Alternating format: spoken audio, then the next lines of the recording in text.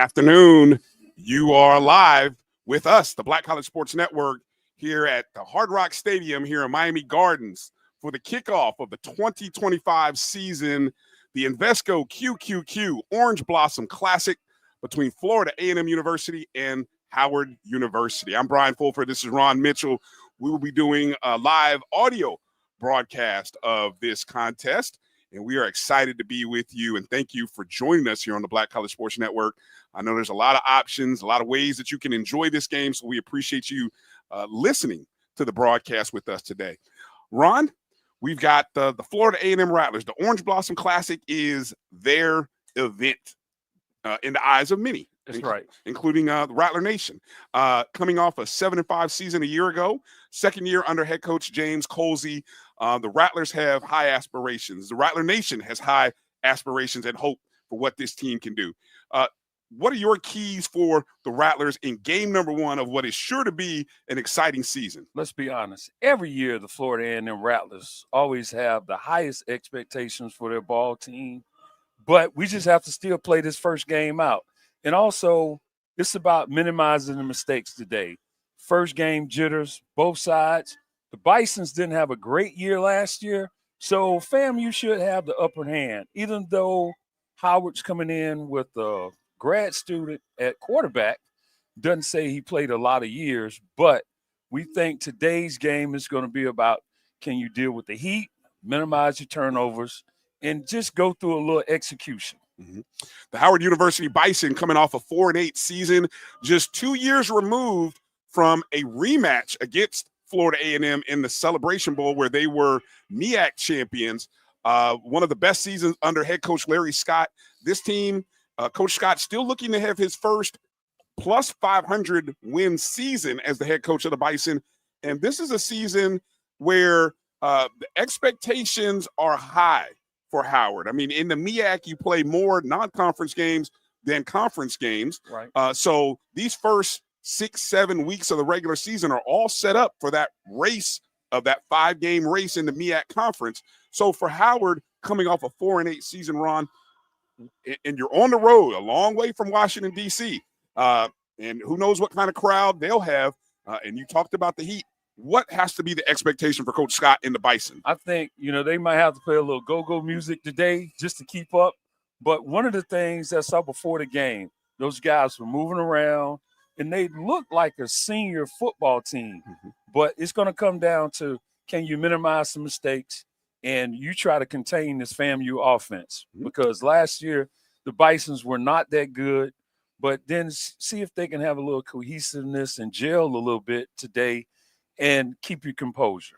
Well, the Bison, they have quite a few players from the state of Florida, about a good 20 to 25 from what I was told via our good friend earlier in the week. So they got a few Florida boys on this squad. So a lot of guys are coming home. So I think that's where a lot of the optimism for Bison Nation comes from, the fact that they got some Florida guys on this team too. Well, we always got to keep us in the mix. And you saw a lot of Bison fans at Fan Fest. Mm-hmm. I mean, it was good to see that. I mean, from all the way from D.C., but you have a lot of local people in this area mm-hmm. and around the state. And this is a good way. You don't have to travel all the way to D.C. for this game, but come down and enjoy the festivities, because you have all the celebrities, the parties, the pomp pageantry that goes with this game. I think this should be a good matchup today. Well, two of the premier HBCUs in the nation are going to be represented here.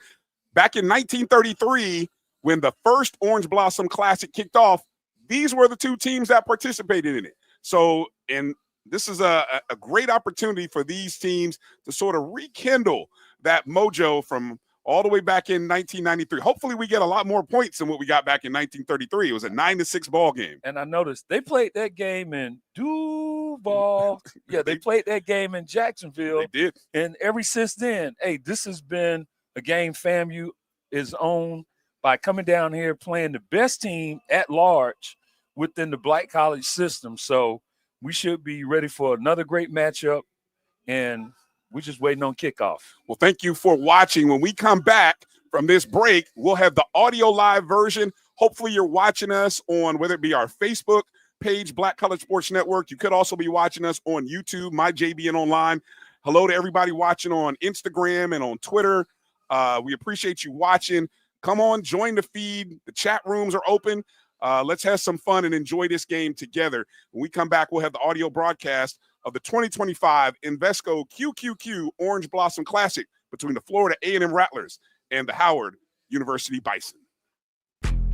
History? Yeah, we built that. Pride? We fuel that. And on August 30th, we run that. Two powerhouse HBCUs, Howard Bison, FAMU Rattlers, one legendary showdown under the Miami lights at Hard Rock Stadium. The energy unmatched. The culture undeniable. The vibes straight HBCU. 2025 Invesco QQQ Orange Blossom Classic. Get your tickets and book your hotel now at orangeblossomclassic.com. Saturday, August 30th at 4 p.m. in Miami Gardens. Thank you guys for what you do for HBCU athletics. This is a fantastic avenue for all of us. This is our ESPN, so we love what you guys do. Brian, AD, Roy, all you guys at BCSN. We really appreciate what it is that you guys do for us.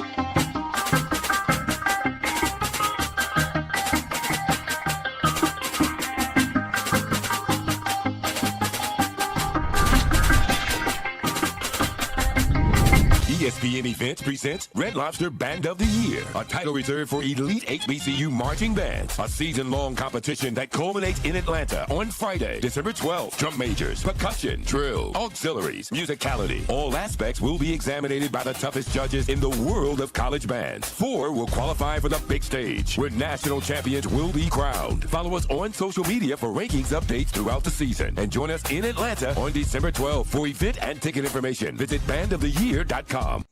As technology continues to bring changes to the world of education, it's time we also reimagine teacher professional development. Gone are the days of one-size-fits-all learning that can only be accessed at a specific time and place.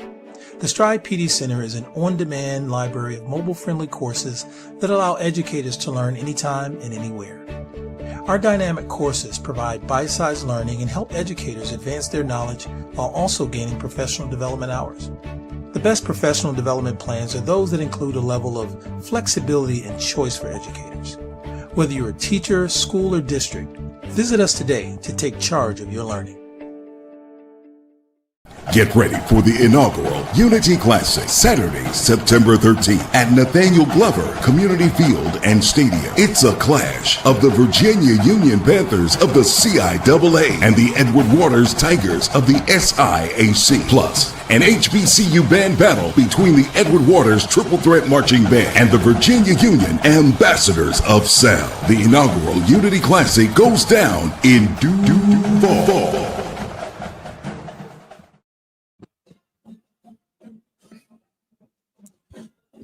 You are listening live to the 2025 Invesco QQQ Orange Blossom Classic, live from the Hard Rock Stadium in Miami Gardens, Florida. This matchup between the Howard University Bison and the Florida A&M University Rattlers. The Bison have entered the stadium in their silver helmets, white jerseys, in blue pants, and coming up shortly out of their tunnel, the Florida A&M Rattlers, today wearing the orange helmets, orange jerseys, and green pants. You know, Florida A&M has so many different unique color combinations. It's always interesting to hear people's opinion of which ones they like and dislike. Well, you know, we're in a different age now of college football. You know, you just can't come out with that same old Green Bay Packer look. You need to mix it up. Kids want to see, you know, I like, you know, say if you go with the orange pants and a white top, or they go with the green pants and another, you know, go green on green. You have to have these variations because you have to make this enticing and entertaining for these kids when they show up on these IG feeds, because we're in that phase now where it's all about how you can look good and show off your uniforms in a little trail of smoke. Look good, play good. Play good, somebody try to win by a large margin, I like to say. So the Rattlers have come on to the field. And this will be a busy stadium over the next 24 to 36 hours because tomorrow this stadium will play host to the University of Miami as they welcome the Notre Dame Fighting Irish, a matchup between two top 10 teams in the AP Division I FBS polls. This Orange Blossom Classic in the previous 4 years was played on Sunday, but due to the change in the times, it was changed to this Orange Blossom Classic was changed to Saturday. Well, we've got the meeting at the midfield by the captains for both teams.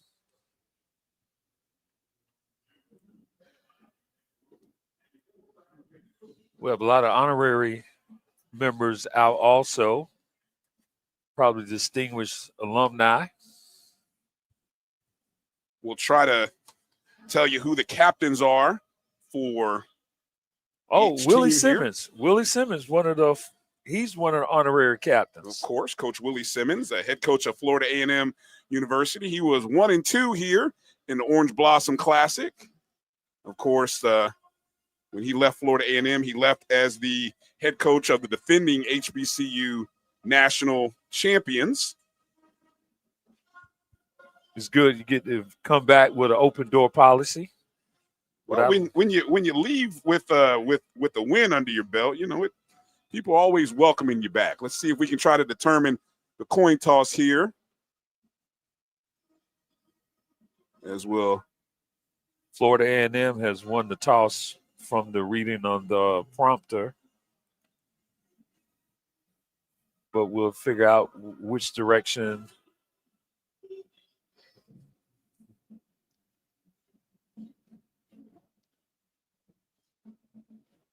Referee's about to give us the call if who's going to defer.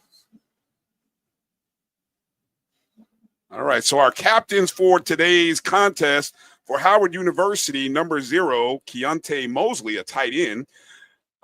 Number 1, Tyreek Starks, the quarterback. Number 11, Kedrick Green, a defensive back. And number 55, Tim Artis Jr., an offensive lineman. The captains for Florida A&M, number 0, Thad Franklin Jr., a running back. Number 15, James Gardner Jr., defensive lineman. Number 63, offensive lineman Ricky Taylor. And defensive lineman number 90, Cameron Donald.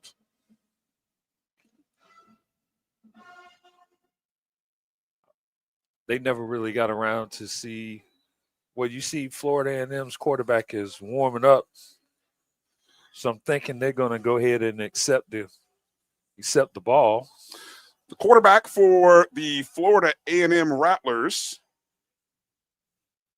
is number 12, R.J. Johnson III.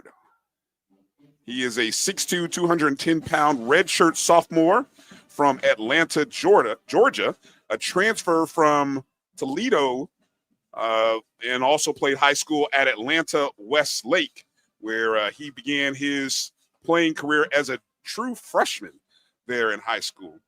The quarterback for Howard University will be number 1, Tyreek Starks, a 6'1", 210-pound.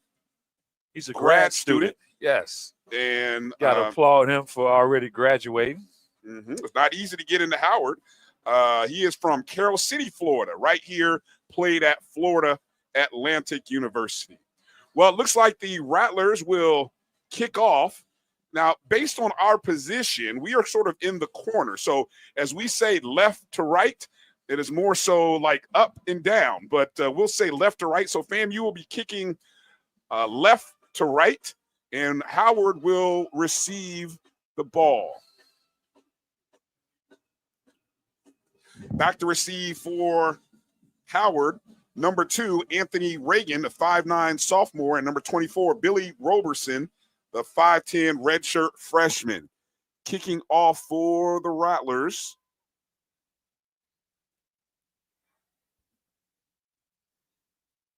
Number 36, Daniel Porto, the 6-foot junior.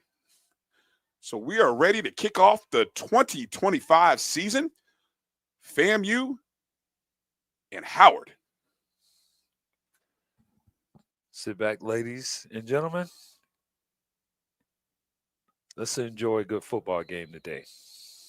And the official has blown the whistle, and Porto is ready to kick off. And we are underway. That ball is heading towards Reagan. He'll receive it at about the 2-yard line. Reagan up the middle, cutting left, and he is hit by a host of Rattlers there. First on the hit appeared to be number 2. I'm going to go ahead with Jordan Edwards, number 21. He also got a little head and shoulders in on that tackle. Simeon Hines there on the tackle. Now, of course, obviously we have a couple different players with dual numbers.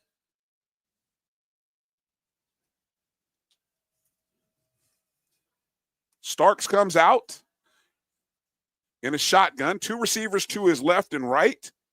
The single back is Travis Kearney, the 6-foot sophomore. 1st and 10, ball spotted at the 20-yard line. Inside handoff by Kearney. He'll pick up maybe about 2 or 3 yards. It'll be 2nd down. Antonio Kamen with the tackle. FAMU's 4-man front. They're stacking in 2 linebackers in the middle with twin safeties over the top. 2nd down and 7, man in motion. Twins left, inside handoff again. Notes keep quarterback keeper, finds the tight end on the outer edge. That tight end is number 88 or 86, Nathaniel Clark. And I'm going to say Jason Rouse got off his block, and he was able to run the defender out of bounds. So that was an excellent play from your right corner. So Clark will go out of bounds on a 3-yard completion. It's 3rd down and 4 for the Bison. They come out in a 5-receiver set, empty backfield with Starks. Rattlers have a 4-man front. Kearney comes back. Kearney runs left, tries to shake a man, and he's going to be tackled for a loss. There on the tackle was number 13 for the Rattlers. Bostic. Justin Bostic. Yes. Defensive back comes up, and the Bison go 3 and out on their opening drive. That was a great open field tackle. Back to punt for Howard, number 40, Liam Allen IV. We saw the Allen family out in the parking lot earlier. It was kind of easy to spot, but hey, good they contingent. came out in the Grove. Yes. Number 1, Jalen Rogers, back to receive deep for Florida A&M, standing back on his own 35. Punt nearly blocked. It's going towards the right sideline. It actually goes out of bounds on the Howard side. And let's see, the official is going to spot it. Looking for the official mark. I thought I saw him. Let's see. They're going to spot that at about looks close to the 40-yard line. Yes. So on the FAMU side, on the 40-yard line. Yeah, that was a Peter all the way. The FAMU receiving team really didn't have a shot at that because that ball was kicked out of bounds. So this is, you say, excellent field position. You're right about the 40, close to midfield. See how the Rattlers are going to open up this 2025 season. 12:51 remaining in the first quarter. Out comes R.J. Johnson III to lead FAMU's offense for the first time this season. Thad Franklin is to his left. Twin is to his left, single to his right. Inside handoff to Thad Franklin up the middle. I was going to say number 8 for Howard. He just stuffed that whole play. No gain on the play, so 2nd down. Well, they have marked 1 yard, so it's 2nd down and 9 again. Johnson in a shotgun. Franklin is a single back to his left. 3 receivers to the left of Johnson, single receiver to his right. Receivers in motion. So it's twins on either side. Johnson back to pass, goes towards the sideline, hits Jalen Rogers on the sideline at the 45 in the plus territory. And that'll be, looks like enough for a FAMU first down. That was an excellent route the receiver ran. They kind of ran a little quick hitch, but the receiver was able to spring off of that and get open. So that was a good read by the quarterback, actually, to pick the right guy to throw that out route. 1st and 10, ball on the plus 48 in Bison territory. Twins to the right of Johnson. Single back is Franklin. Rogers is in motion. Inside handoff to Franklin. And that offensive line for the Rattlers moving forward, pushing close to the 40-yard line, just across the 45, so only a gain of maybe about 3 or 4. Looks like the spot is going to be about the 44-yard line. So 2nd down and 6. I think it's a good read. You know, sometimes you want to go through your little playlist to try to see the read and reaction from the defense. But I think, fam, you should go ahead and test some of these corners that are doing press man. 2nd down and 6. Shotgun for Johnson. Stepping back over the middle, and that pass is behind Rogers. Bit of a slant route there by Rogers. Pass is incomplete. It'll bring up 3rd down and 6. And I'm noticing Howard is rotating in like 3 new interior guys. I think the heat might be a factor. So you need to play within the bounds of what your team can handle at this point. 11:02 remaining in the first quarter. 3rd down and 6. 4 receivers set. Johnson back to pass. He's got Franklin underneath. He misses him, but he's going. Frank Johnson on the run. He slides. He got to the 40. Did he pick up the first down? But he had a man. He had Thad Franklin out of the backfield wide open, just wasn't able to see him. And he's going to come up short. He needed to get to about the 38-yard line. He slid down, and he'll be at the 40. But I think the offense is going to stay on the field. It's 4th down and 2, 10:32 remaining on the clock. Looks like the Rattlers are going to go for it here on 4th down. So the first 4th down opportunity, needing to pick up 2. Johnson in shotgun. Franklin is back to his left. 2 receivers left, 2 to the right. We've got a whistle on the play. Flags on the field. Might be the delay of game as the play clock looks to be at 0. It is a delay of game against the offense, and that is going to force the Rattlers to change their plans, and they're going to punt the ball. So that's going to move them back to a 4th and 7 with 10:10 remaining, and they will punt the ball. If they could have gotten that one off, Ron, who knows? Yeah, on that previous play, quarterback had a guy wide open, and when they went in motion, sometimes that motion can cause a lot of problems for the defense. And sure enough, they missed a home run ball. And this punter's been did really well in pregame. He should probably sink this inside the 10 and not kick it all the way into the end zone. Bobby Exler with the punt. It bounces at the 4 and rolls into the end zone. So we're going to end up with a touchback. 9:39 remaining in the first quarter. We'll take a quick timeout and come back with more as our score is 0-0. 9:39 remaining in the first quarter. Live audio here of the Invesco QQQ Orange Blossom Classic. We'll be back in just a moment. ESPN Events presents Red Lobster Band of the Year, a title reserved for elite HBCU marching bands. A season-long competition that culminates in Atlanta on Friday, December 12th. Drum majors, percussion, drill, auxiliaries, musicality. All aspects will be examined by the toughest judges in the world of college bands. 4 will qualify for the big stage, where national champions will be crowned. Follow us on social media for rankings updates throughout the season. And join us in Atlanta on December 12th. For event and ticket information, visit bandoftheyear.com. The human voice has always connected audiences with experiences. Major brands all across America have trusted Cover's voice time and time again. Conversational, powerhouse, intelligent, and sincere. That's the voice you need for your creative marketing process. KeaversVoice.com. Kever's Voice, Kever's Voice, KeversVoice.com. Always on, all the time. Get ready for the inaugural Unity Classic, Saturday, September 13th at Nathaniel Glover Community Field and Stadium. It's a clash of the Virginia Union Panthers of the CIAA and the Edward Waters Tigers of the SIAC. Plus, an HBCU band battle between the Edward Waters Triple Threat Marching Band and the Virginia Union Ambassadors of Sound. The inaugural Unity Classic goes down in due fall. The Cuvée Group is a Florida-based marketing and training consulting firm. We help businesses communicate to their target audience and engage them in conversation. We also help to expand their audiences, which will ultimately result in growth for those organizations.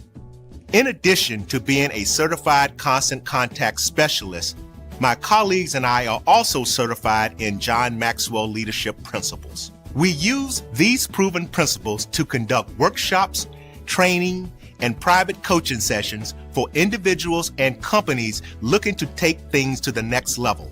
Contact us to schedule a free consultation. Issues today, don't delay, call Cuvée.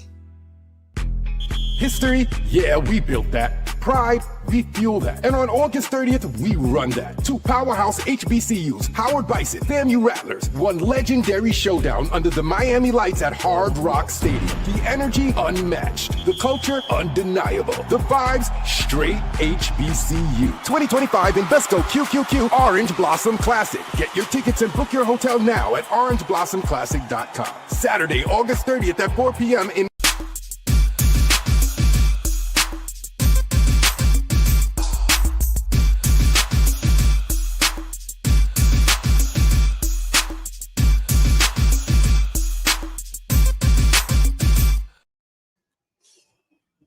Back to live action here at the Invesco QQQ Orange Blossom Classic. Both teams have an offensive possession under their belt. Score is 0-0.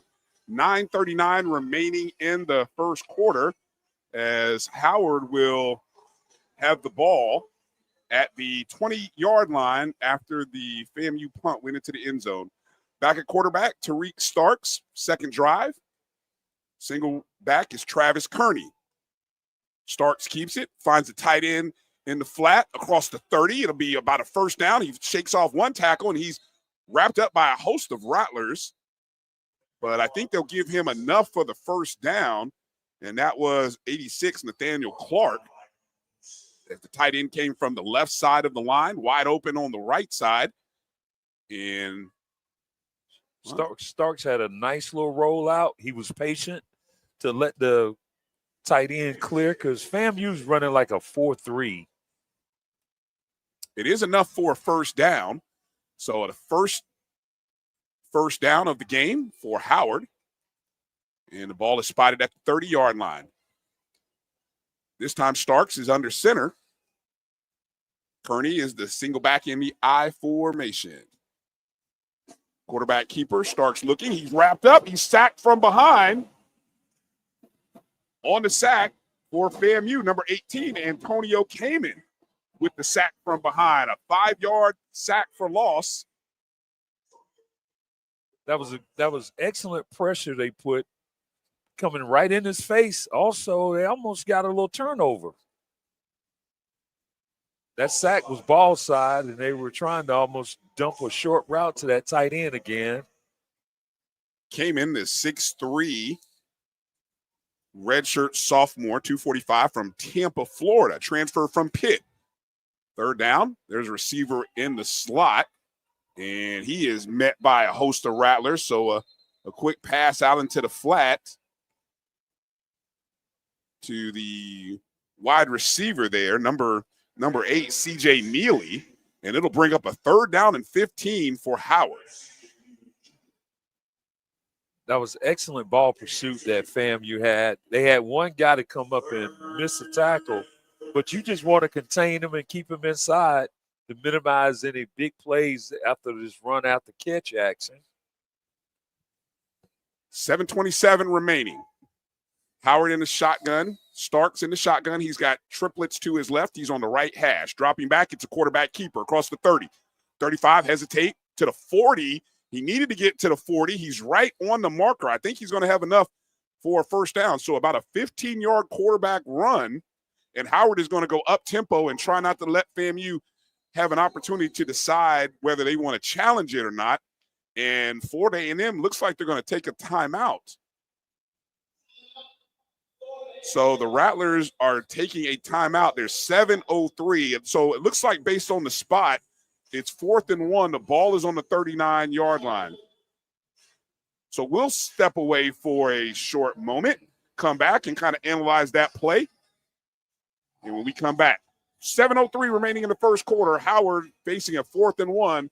We'll be back in just a minute. ESPN Events presents Red Lobster Band of the Year, a title reserved for elite HBCU marching bands. A season-long competition that culminates in Atlanta on Friday, December 12th. Drum majors, percussion, drill, auxiliaries, musicality. All aspects will be examined by the toughest judges in the world of college bands. 4 will qualify for the big stage, where national champions will be crowned. Follow us on social media for rankings updates throughout the season. And join us in Atlanta on December 12th. For event and ticket information, visit bandoftheyear.com. The human voice has always connected audiences with experiences. Major brands all across America have trusted Kever's voice time and time again. Conversational, powerhouse, intelligent, and sincere. That's the voice you need for your creative marketing process. KeaversVoice.com. Kever's Voice, Kever's Voice, KeversVoice.com. Always on, all the time. Get ready for the inaugural Unity Classic, Saturday, September 13th at Nathaniel Glover Community Field and Stadium. It's a clash of the Virginia Union Panthers of the CIAA and the Edward Waters Tigers of the SIAC. Plus, an HBCU band battle between the Edward Waters Triple Threat Marching Band and the Virginia Union Ambassadors of Sound. The inaugural Unity Classic goes down in Duval. The Cuvée Group is a Florida-based marketing and training consulting firm. We help businesses communicate to their target audience and engage them in conversation. We also help to expand their audiences, which will ultimately result in growth for those organizations.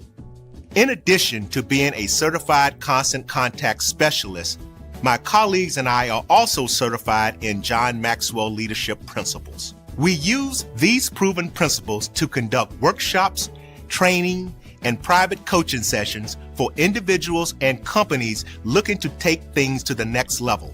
Contact us to schedule a free consultation. Issues today, don't delay, call Cuvée. History? Yeah, we built that. Pride? We fuel that. And on August 30th, we run that. 2 powerhouse HBCUs, Howard Bison, FAMU Rattlers, one legendary showdown under the Miami lights at Hard Rock Stadium. The energy, unmatched. The culture, undeniable. The vibes, straight HBCU. 2025 Invesco QQQ Orange Blossom Classic. Get your tickets and book your hotel now at orangeblossomclassic.com. Saturday, August 30th at 4 p.m. in Miami Gardens. A 4th and 1. Starks lines up right under center with Eden James behind him, and he plows across the line. He'll have enough for a first down on the quarterback keeper. So Howard will keep their drive alive. They're going to go up-tempo now. Tyreek Starks in the shotgun. Eden James is single back. Twin stack left and right. And we've got a flag. Might have been some movement before the play. Might be against Howard.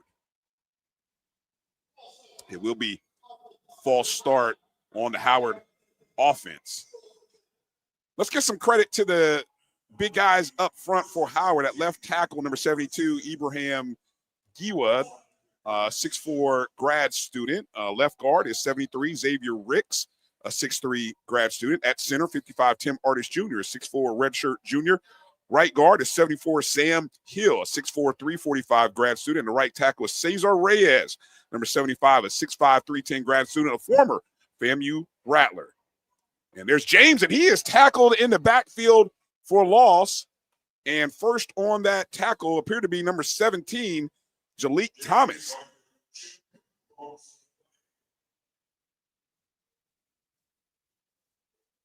The tight end for Howard, number 86, Nathaniel Clark. The wide receivers, 15, Zayden Jackson, 6, Braylon Smith, and 9, Andre Cooper. The running backs have been number 4, Travis Kearney, and Eden James, number 5, and, of course, the quarterback, number 1, Tariq Starks. Always got to give a free safety some love when they come up and make a sack. 5:45 remaining, second down and 17. Starks drops back, goes over the middle, intercepted. Oh, no.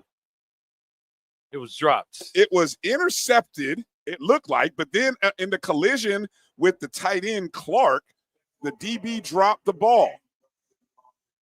Justin Bostic had his hands on it, but he ran right into Clark. So I don't know if you give a pass defense to the tight end for breaking that one up. I'm going to say, hey, he came across because the free safety came up and got beat over the top. And that tight end was wide open. Third down and 17, ball on the 34-yard line. Starks in the shotgun. Eden James to his left at the single back. Fake to James. Starks drops back. Pressure up the front. He rolls out of it. He's rolling left. Oh, he's got some room on the left sideline. And he'll get out of bounds right about the 40-yard line. That's almost the original line of scrimmage. And so great job by the FAMU defense to force Starks to get out of the pocket, but they did a great job of closing too. Right. You got to set the edge and always turn that back up. That was a good run by Starks. Coming up on 5 minutes here in the first quarter, Howard will punt from their own 40-yard line. Punting is Liam Allen IV. Back to receive for the Rattlers. Standing on the 20-yard line is Jalen Rogers. The punt by Allen is clean. Rogers will receive it at about the 20, right sideline. Makes one man miss, and he is upended by a Bison. And that'll be, looks like number 20, Ben Chandler, one of the defensive backs on special teams that made that play. So the Rattlers will have the ball. There is a flag on the field, though. It's on the opposite side, away from where the ball was. So that's always an interesting one to see who they call that one on. 4:42 remaining in the first quarter. Our score is 0-0 here.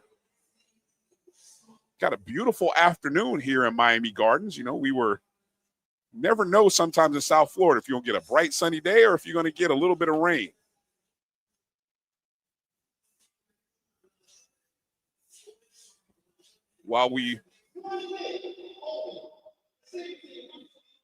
So we've got a holding call on number 23 of the receiving team. That's Deion Villers. He's called for holding.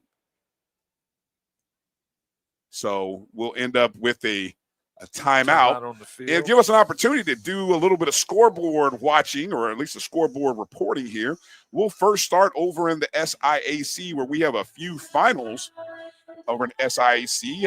Albany State traveled to Shaw in Raleigh, North Carolina, picked up a 51-7 win. So the Golden Rams, led by former Florida A&M University quarterback and Hall of Famer Quinn Gray, living up to the prognosticator's selection of Albany State as a favorite in the SIAC with a big win against the CIAA opponent. Kentucky State picks up a 34-24 win at home, in Detroit, Michigan, in a classic game. Kentucky State gets a win against an SIAC opponent. And then a very close ball game in Birmingham, Alabama. Clark Atlanta loses to Valdosta State 31-28. So a close game by Clark. Over in the SWAC, currently playing right now, you've got two games underway. You've got Jackson State hosting Hampton University with 3:49 remaining in the second quarter. Jackson State leading 14-7. Alabama A&M is taking the field against Arkansas with 10:03 remaining in the first quarter. They trail 7-0. Coming up a little bit later in the day at 5 o'clock Eastern, Mississippi Valley State will host Southern University. At 7 p.m., Grambling will host Langston University. And then a pair of nightcap games. Arkansas Pine Bluff will travel to Texas Tech at 7:30 p.m., 23rd ranked Texas Tech. And the Labor Day Classic. Ooh, what a matchup this should be in Houston. 8 p.m., Prairie View and Texas Southern. If you've been paying attention to the back and forth between the coaches, get your popcorn ready. Hopefully the players can live up to the tough talk by their coaches in this contest. It's always a wonderful game. We had a chance to attend that a couple of times. They played it in that small, like the soccer stadium style. Home of the Houston soccer professional sports team. Right. Over in the MEAC Conference, North Carolina Central, who already got a win in last week's MEAC SWAC Challenge, they will take on New Hampshire, hosting New Hampshire at home, 6 p.m. Eastern. That's on ESPN+. South Carolina State, the defending MEAC champs, open up against Wofford at 6 p.m. Eastern. And then Morgan State University travels south to South Alabama for a 7 p.m. contest there. And I'm sure there's also another matchup at night between the North Carolina A&T Aggies and Tennessee State. We'll give you some information on that as we go. So the Rattlers take the field. The ball is on their own 8-yard line. 4:42. R.J. Johnson, quarterback, in shotgun. Thad Franklin to his right. Inside handoff to Franklin. Goes right off the tackle and guard on the right side. He'll pick up maybe about 5 yards as he's across the 10, almost to about the 13-yard line, 12-yard line, they say. So it'll be second and set. Correction, that was Bo Somerset coming in. And one of the things, they are faced with the glare of the sun coming in at their face. So you see that might add a degree of difficulty trying to pass the ball up the field. In a pistol formation, RJ rolling left. He's on the move across the 15, almost to the 20-yard line. That's going to be a first down for Johnson. So RJ3 gets the first down on the run. On the quarterback keeper there. Ball will be out to the 20-yard line. That was a good read by him to keep that ball instead of trying to force it up the field. First and 10 for the Rattlers. Johnson in the shotgun. Franklin is to his left. Inside handoff, and he is met right at the line of scrimmage as the Bison front line overpowered the Rattler offense there on that one. No gain on the play. Yeah, this Howard defensive front has a little size, and they're moving well.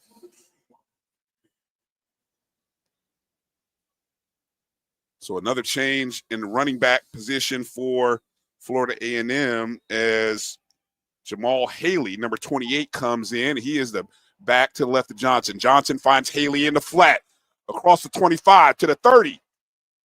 And that'll be a first down for Haley. A nice play call there by offensive coordinator Henry Burris.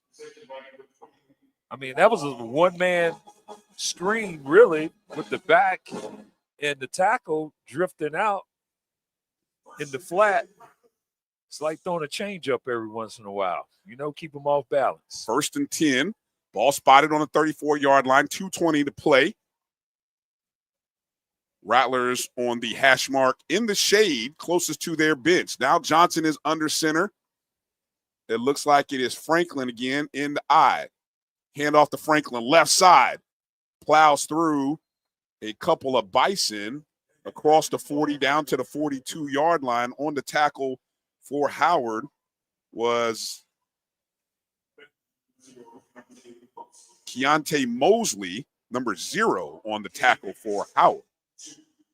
Mosley, who's in our numerical roster, listed as a tight end, but I guess he plays a little defensive end as well. 8-yard run on the 8-yard play on the run there by Franklin. It's second down and 2. Ball is on the 42-yard line. Now Bo Somerset is in at back. So Rattlers rotating their backs here on this drive. Johnson in the shotgun. Sends a man in motion from left to right. Dropping back to pass. Pump fakes. He held it, and he is sacked. Well, whatever he thought he saw, he decided to hold on to it, and he is sacked by number 4, Noah Miles, the 6'3" senior. Yeah, that whole front collapsed in.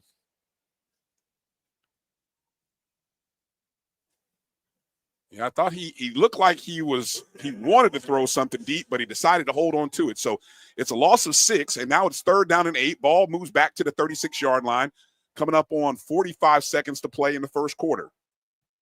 Johnson in the shotgun, Somerset to his left, single receiver to his left. Johnson steps to his side, steps. Oh, and let's see if they throw a flag, because the receiver was definitely hit before the ball, but they're just going to chalk it up as an incomplete play. And so the Rattler offense will stall out at the 36-yard line. I'm going to give a little credit to the defensive back, number 14. He was actually making a play breaking on the ball.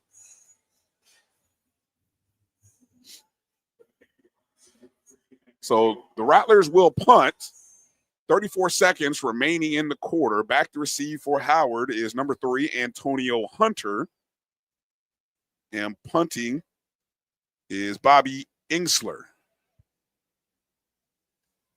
Ingsler, soccer kicks it to his right. Ball bounces at about the 27. Received at about the 22. And he's got some room up the left side. Up the sideline is Hunter. And he goes out of bounds almost near midfield, almost a gain of about 20-something yards, almost 30 yards by Hunter. Now, we watched in pregame, the punter from FAMU was booming almost 40, 50-yard kicks with no problem because the balls were getting up, turning over. That ball didn't have much hang time, so the receiver was able to get it and really make a play and beat the defense coming up the field in pursuit. Ball spotted on the Howard 47-yard line. 20 seconds remain in the first quarter. So 1st and 10 for the Bison. Tyreek Starks comes back out. He's in a shotgun formation. To his right, there's a single back, Travis Kearney. Inside handoff to Kearney, and comes up just shy of midfield. So it'll be about 2 yards on the run. And with only about 5 seconds remaining in the quarter, I think that will be the last play. And so it'll be a short switch for both teams. And the first quarter comes to an end. Our score is 0-0 here at the 2025 Invesco QQQ Orange Blossom Classic between the Rattlers of Florida A&M University and the Bison of Howard. We'll be back with the start of the second quarter in a few moments. Get ready for the inaugural Unity Classic, Saturday, September 13th at Nathaniel Glover Community Field and Stadium. It's a clash of the Virginia Union Panthers of the CIAA and the Edward Waters Tigers of the SIAC. Plus, an HBCU band battle between the Edward Waters Triple Threat Marching Band and the Virginia Union Ambassadors of Sound. The inaugural Unity Classic goes down in due fall. This is Ryan Fulford. AD Drew and I are co-hosts of the BCSN Sports Wrap. We talk about all things related to HBCU athletics. From the games, teams, coaches, and fan interest stories, we cover it all. You can find our shows on Facebook at BCSN Sports Wrap, YouTube at MyJBN Online, and everywhere you listen to podcasts like Anchor, Spotify, Google, and Apple Podcasts. You can also find the show on the Jericho Broadcast Network's app. Make sure to download. We look forward to you joining the conversation and being a part of the show.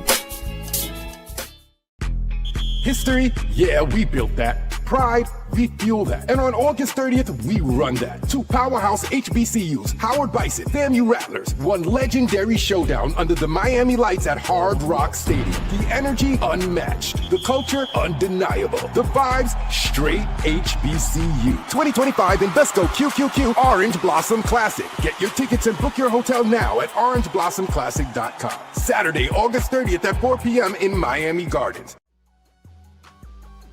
This is the Dean of the College of HBCU Sports, Kenyatta Cavill of Dr. Cavill's Inside the HBCU Sports Lab with Mike Washington and Charles Bishop.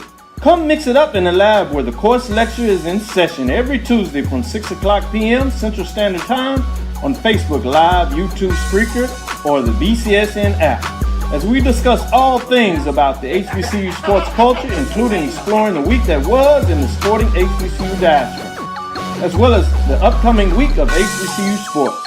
With me, the Dean, the College of HBCU Sports, on Dr. Cavill's Inside HBCU Sports Lab with Mike Washington and Charles Bishop. Course lecture dismissed.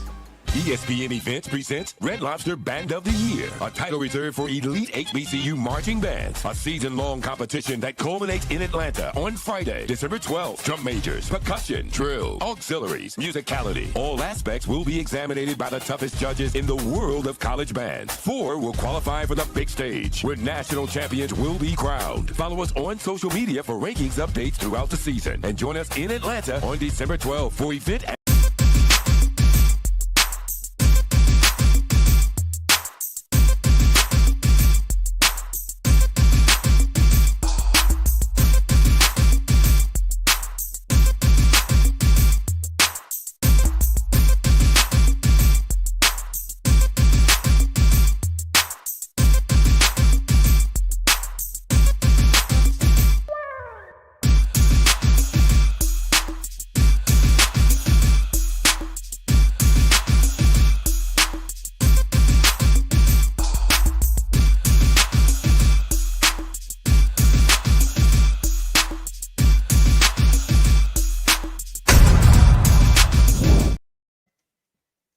You are listening live to coverage of the 2025 Invesco QQQ Orange Blossom Classic. Howard University ball, second down and 8 as they switch sides. Howard moving left to right. Bison quarterback and pass by Starks to Zayden Jackson. And he is hit there by number 9. That was an excellent close by the cornerback coming up. Brandon Calloway there on the tackle. Did a great job. So it brings up third down and 3. The ball is spotted across half midfield there in FAMU territory at the 46-yard line. Starks has been picking up a lot of these plays. In shotgun, Starks back to pass. Finds his back coming out of the backfield. Kearney up the sideline, so a first down for Howard. Kearney comes out of the backfield unchecked, picks up about 10. One of the things you got to look at, Starks is a grad student playing, so you expect a little more composure out of him. 12-yard completion, ball at the 32-yard line. Trips to the right of Starks. Single back is Kearney. Here's pressure. Starks avoids a rush. Rolling to his right, throws out into the flat in the midfield, finds, and look at that. He finds Kearney. So Kearney, who was on his left, finds his way across the field and a completion down to the 16-yard line. And Howard trying to go tempo. Again, in shotgun, inside handoff to Kearney. Nope, it's a keeper by Starks. And he is tackled on the right side, just off right tackle. Tackled by number 4, Brian Norris. So about a 4-yard pickup. Starks is pretty much engineering this drive really well. We had a Rattler to come up, put a little pressure in his face, and he stepped up and avoided the possible sack and made a great play to Kearney. 2nd and 6, ball on the 12-yard line. Single back, Starks keeps. Running left, going towards the sideline. Woo, he is hit. And his helmet came off.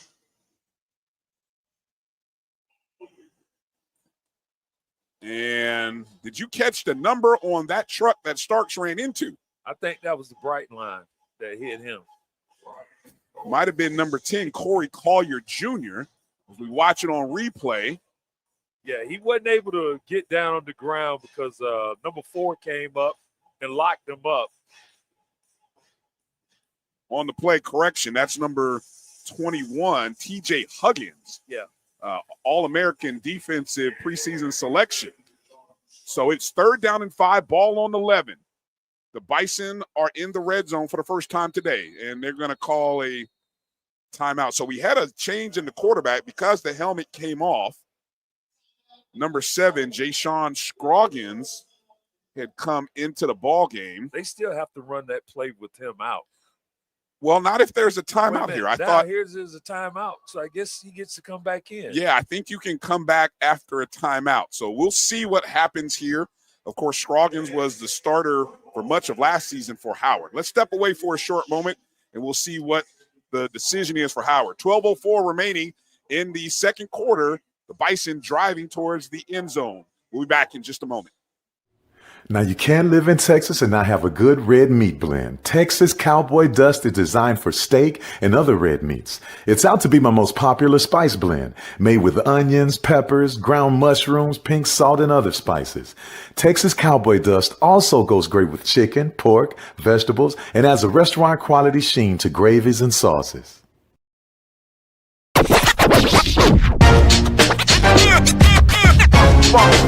It's like a loop machine. Going around town, people trying to get down. Vanilla smoked sea salt seasoning is for seafood. The tarragon and fennel bring out the natural sweetness in seafood. I also use it in rice dishes, on yams, asparagus, blueberry pancakes, and believe it or not, chocolate chip cookies. Vanilla smoked sea salt adds a salty and savory component to sweet dishes that create a symphony for the tongue. Get ready for the inaugural Unity Classic, Saturday, September 13th at Nathaniel Glover Community Field and Stadium. It's a clash of the Virginia Union Panthers of the CIAA and the Edward Waters Tigers of the SIAC. Plus, an HBCU band battle between the Edward Waters Triple Threat Marching Band and the Virginia Union Ambassadors of Sound. The inaugural Unity Classic goes down in Duval. History? Yeah, we built that. Pride? We fuel that. And on August 30th, we run that. 2 powerhouse HBCUs, Howard Bison, FAMU Rattlers, one legendary showdown under the Miami lights at Hard Rock Stadium. The energy unmatched. The culture undeniable. The vibes straight HBCU. 2025 Invesco QQQ Orange Blossom Classic. Get your tickets and book your hotel now at orangeblossomclassic.com. Saturday, August 30th at 4 p.m. in Miami Gardens. ESPN Events presents Red Lobster Band of the Year, a title reserved for elite HBCU marching bands. A season-long competition that culminates in Atlanta on Friday, December 12th. Drum majors, percussion, drill, auxiliaries, musicality. All aspects will be examined by the toughest judges in the world of college bands. 4 will qualify for the big stage, where national champions will be crowned. Follow us on social media for rankings updates throughout the season. And join us in Atlanta on December 12th. For event and ticket information, visit bandoftheyear.com. Back in the ball game. So after that timeout, Howard is able to bring their quarterback back. So we have 3rd down and 5, ball on 11. Starks rolling to his right, looking. He finds a man in the flat at about the 5-yard line, down at the 4, and that was number 8, CJ Neely, and that'll be enough for a first down. So it'll be 1st and goal for the Bison inside the 5-yard line. First real opportunity for either team to put some points on the board. And so Starks will bring him out of the huddle.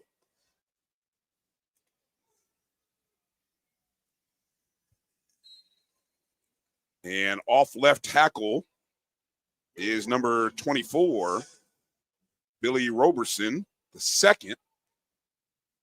I was looking for Starks really to try to keep this ball. He's been doing such a good job the way he's maneuvering the defense. You know, go ahead and pull it and do a little RPO. No gain on the play.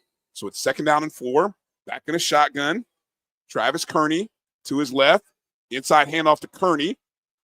He may have picked up a yard. He's definitely across the 3 to close to the 2-yard line. As that Howard offensive line tried to power their way towards the end zone. 3rd and goal on the 2. Howard quickly back up. Back in a no huddle here in shotgun. Quarterback keeper rolling to his right. He's got a man across the back of the end zone, and it's a touchdown. He's been doing it. Starks again with a quick RPO read, and he just pulled it back, caught the free man coming in the back of the end zone. CJ Neely, the freshman, with the 2-yard touchdown reception. A beautiful play call there for Howard, and Howard put 6 on the board first on to kick the extra point. Matt Concord. Liam Allen, the holder. The snap, the hold, the kick is up, and it is good. And so with 10:31 remaining in the second quarter, the Howard Bison strike first with a 7-0 lead over the Rattlers of Florida A&M University. We'll step away for a short moment. You're watching the 2025 Invesco QQQ Orange Blossom Classic right here on the Black College Sports Network. We'll be back in a moment.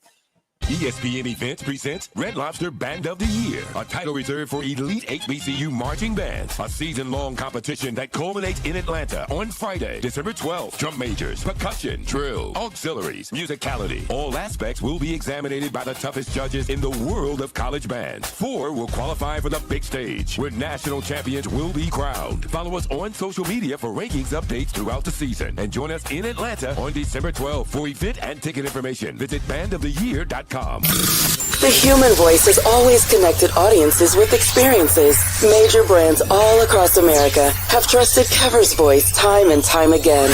Conversational, powerhouse, intelligent, and sincere. That's the voice you need for your creative marketing process. KEAVERSVOICE.com.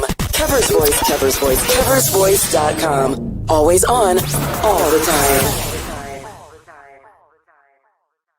Get ready for the inaugural Unity Classic, Saturday, September 13th at Nathaniel Glover Community Field and Stadium. It's a clash of the Virginia Union Panthers of the CIAA and the Edward Waters Tigers of the SIAC. Plus, an HBCU band battle between the Edward Waters Triple Threat Marching Band and the Virginia Union Ambassadors of Sound. The inaugural Unity Classic goes down in due fall.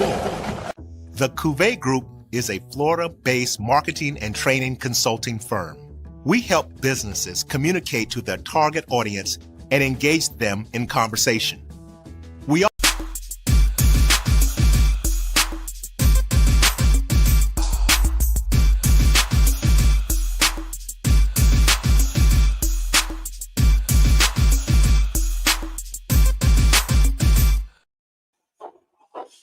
10:31 remaining here in the second quarter. The Howard Bison with a 7-0 lead over Florida A&M. The last drive by Howard was a 10-play, 53-yard drive. Took up 4 minutes and 49 seconds as Tyreek Starks passed to CJ Neely from 2 yards out. The PAT by Matt Concord was good. And so Starks on the day, he's 8 of 9 passing, just 59 yards, but the one touchdown, 89. I think the efficiency is what's most telling. And he has 6 attempts for 19 yards. And I think FAMU will look to see what R.J. Johnson can do here and see if he can get the offense going. Kicking off for Howard is Concord. Back to receive for FAMU is number 7, Kanari Wilcher. He's standing just on the goal line, a yard in front of it, but he's got 2 backs in front of him. It'll be Wilcher at about the 8, going right. Up the right sideline, across the 35, out of bounds at the 35. A nice run there by number 7, Kanari Wilcher. Wilcher, the redshirt junior from Clewiston, Florida, transfer from Illinois.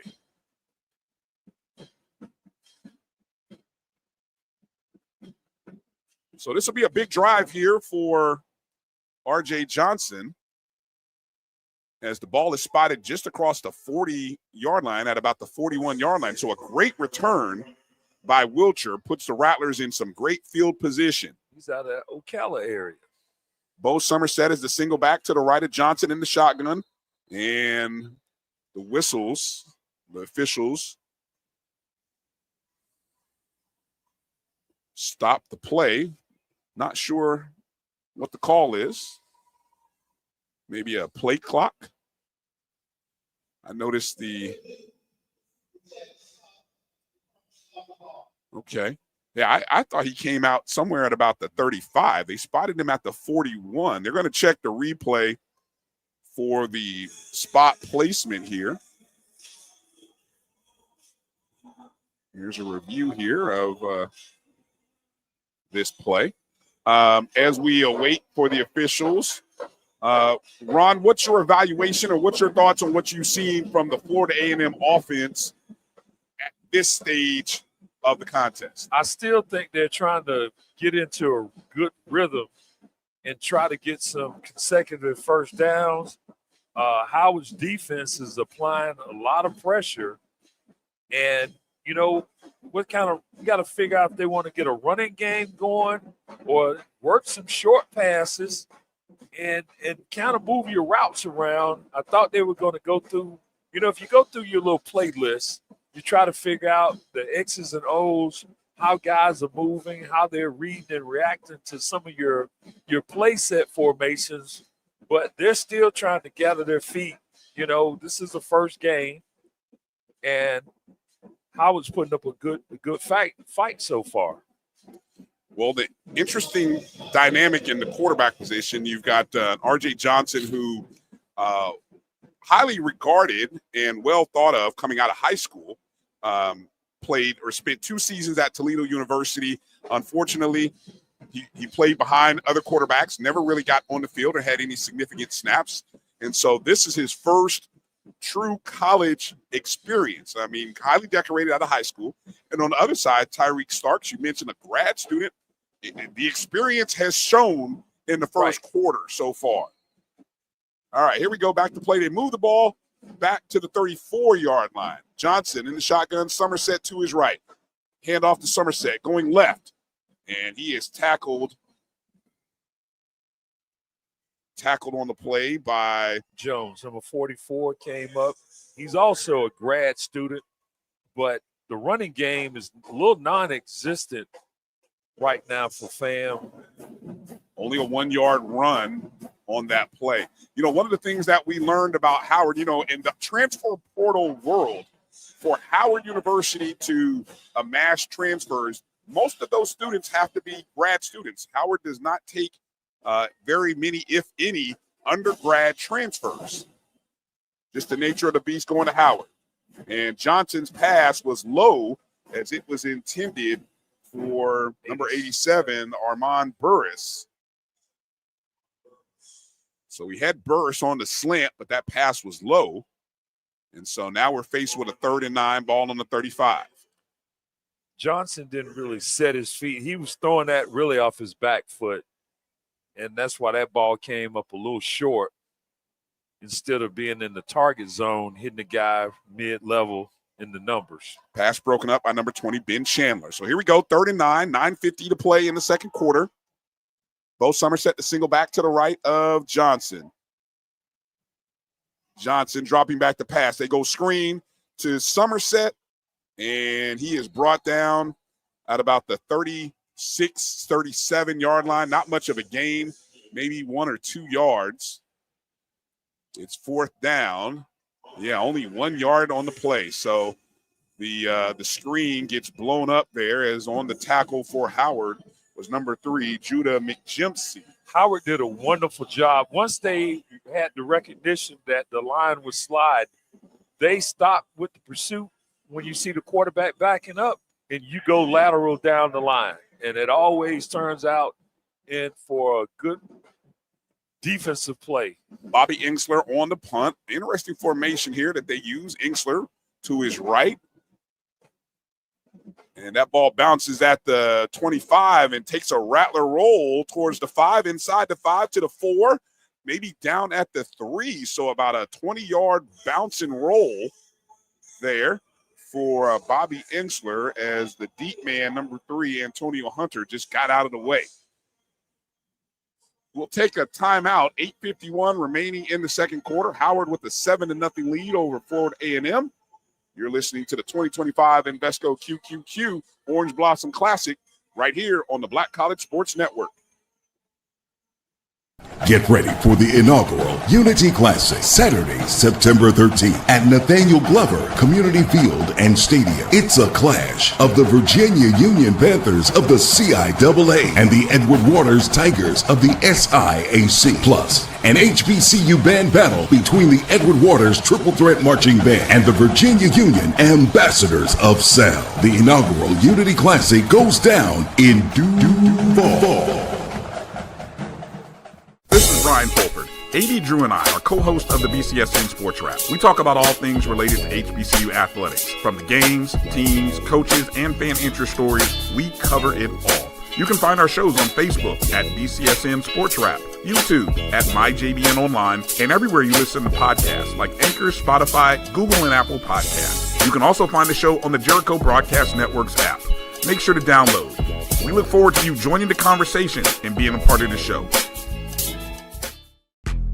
History? Yeah, we built that. Pride? We fuel that. And on August 30th, we run that. 2 powerhouse HBCUs, Howard Bison, FAMU Rattlers, one legendary showdown under the Miami lights at Hard Rock Stadium. The energy unmatched. The culture undeniable. The vibes straight HBCU. 2025 Invesco QQQ Orange Blossom Classic. Get your tickets and book your hotel now at orangeblossomclassic.com. Saturday, August 30th at 4 p.m. in Miami Gardens.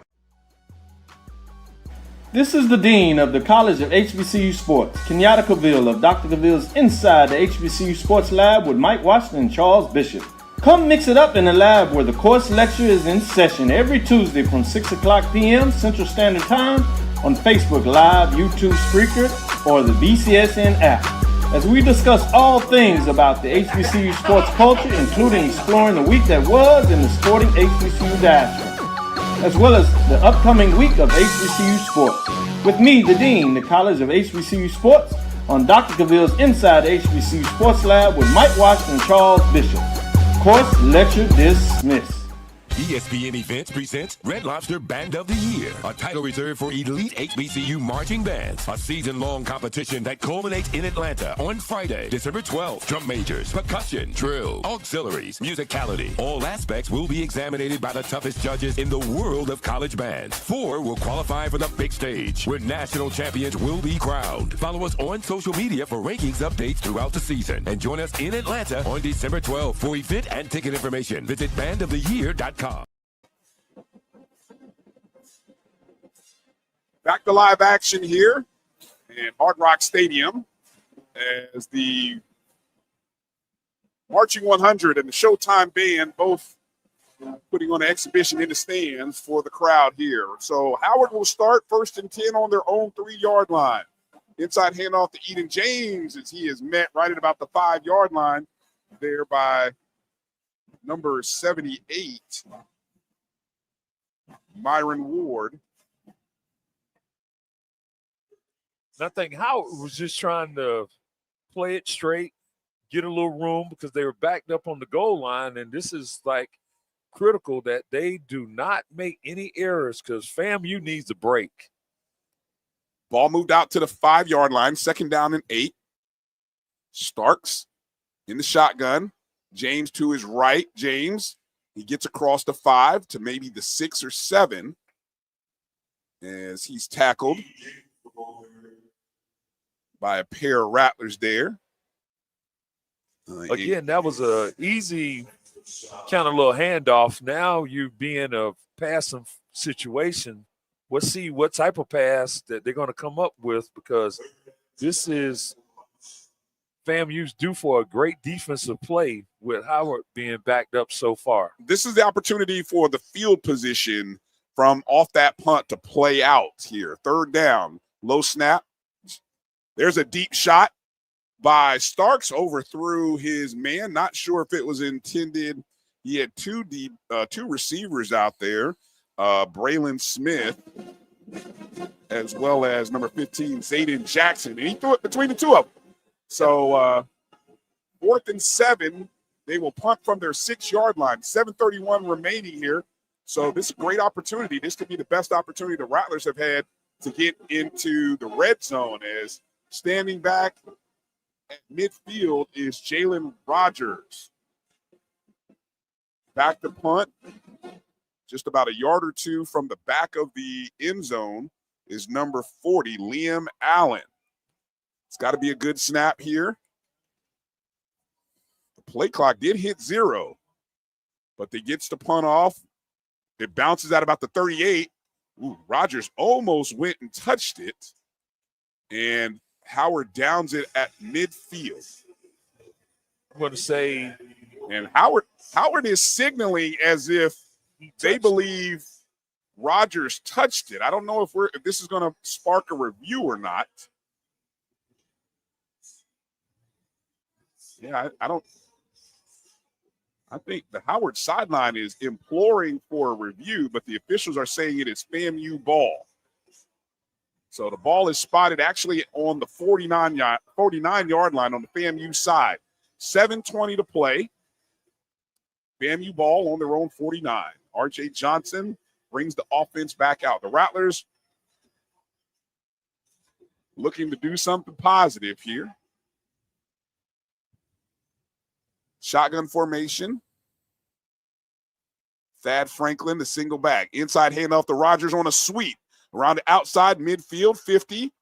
And across into Howard territory to about the 47-yard line. So they go wide receiver sweep. So Rogers going from the left to the right side of the offensive line. And he'll get into Howard territory. It'll be 2nd down and 6, about 4 yards on that play. FAMU still not engaged in the real part of a passing game, something that is much needed to keep a little better balance. Johnson in the shotgun. Thad Franklin to his right. Snap. Johnson. That ball is deflected and ends up landing in a spot in between a pair of Bison DBs. That ball was deflected by number 44, J. Brandon Jones. Hey, the ends came in hot. He recognized the pressure coming from the outside on both sides. So he got it. He got rid of it. But he better be glad that ball wasn't picked off, because that was a possible pick 6 for a linebacker. Yes, it was. Could have been. It would have been a la Derrick Brooks. So 3rd down and 6 here. FAMU needing a 1st down to keep this drive going. Hold on to this momentum. Johnson in the shotgun. Franklin to his right. Dropping back. Jones looking. Goes to the right sideline. And what a catch in between double coverage. Oh, and they're going to say it was knocked out incomplete. That pass intended for number 6. Number 6, Miles Campbell, the tight end. But Johnson threw that and put it into a tight spot where there was double coverage. Look, Johnson came down with it, but give some credit to the defensive back, number 1, Zuri Watson, for breaking that pass up. Hey, he took a nice hit after he released that ball. So we got to see how he's going to. Back to punt for FAMU, number 38, Bobby Ingsler. Standing back on his 10-yard line is number 1, Zuri Watson. There's the punt. Punt is off. It'll go towards the left sideline. Bounces at about the 15 and goes out of bounds near the 10-yard line. Let's see. Yeah, looks like it's pretty much to the 10. No, they're going to say it's about the 12-yard line. So still not bad field position for FAMU. They just got to be able to turn something over here and then take advantage of this. Now Howard will start this drive, Ron, on their 12. A little bit different than when they started the last drive on the 3. Right. They were a little conservative. They didn't have much input as far as trying to get into running an RPO or throwing the ball down the field. So they come back. Howard comes back out in a shotgun. Tyreek Starks in that shotgun to his left. Single back Travis Kearney. Triples to his left. Pack the pass is Starks. Looking. Pressure coming from his backside. And he tried to hit a receiver towards the right sideline, intended for Braylon Smith. Smith couldn't hold on to it and goes out of bounds. That ball, he was on the run. He threw the ball a little behind the receiver, who was kind of hugging the sideline. 2nd and 10, ball on the 12. There was some backside pressure coming from the FAMU defense. So this time, Kearney will position himself to the right of Starks. Kearney running left side, and he is tackled.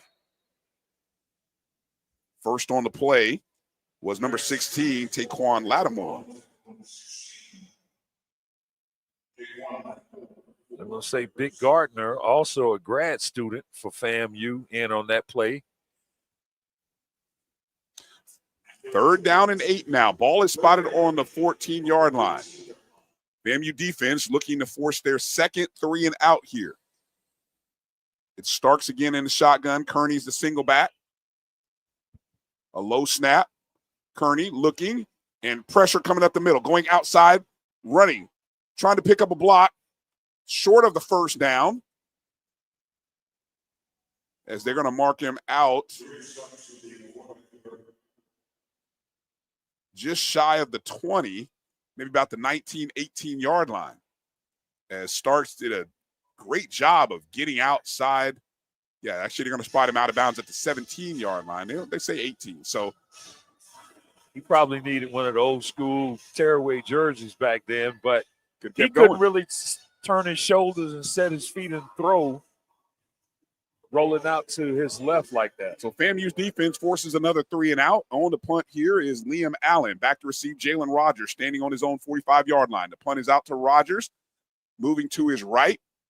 And again, it goes out of bounds. So Howard's special teams doing a great job of ball placement and making sure that ball is not fielded anywhere where a Rattler special teams, in particular, Jalen Rogers, can receive it and return it. I think they're quite aware of the dangerous Jalen Rogers back there. Right. I think he needs to do a better job of calling off his defenders in this pursuit when the ball is coming down the field, because that was another chance a ball could have hit someone from behind. So he has to do a Peter and everyone bail away from it, because you don't want to give up field position again to Howard at this point. 4:38 remaining in the half. R.J. Johnson brings the Rattler offense out. He's in shotgun, triples to his left. Single back is Franklin. Man in motion now is Rogers, and he swings back going from right to left. Franklin up the middle and trying to power his way forward. He may have picked up 5 yards just on brute strength. Close to midfield. It looks to be a gain of 4. Thad Franklin is a big guy. For a first down on a drive like this, that should have been a pass play. So 2nd down and 7, ball spotted at the 49. FAMU on the right side, right hash. Twins to the right. Shotgun formation. Franklin, man in motion. And into the flat to number 24, up to the 40, across the 40 to the 35. And on that reception was number 24, Andrew Ritter, the tight end, who many Rattlers during the spring game were quite familiar with Ritter. So Ritter getting his first action. He picks up a first down, a nice play there.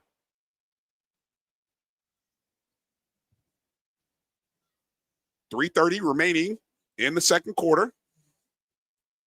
1st and 10, ball on the 34, Howard territory.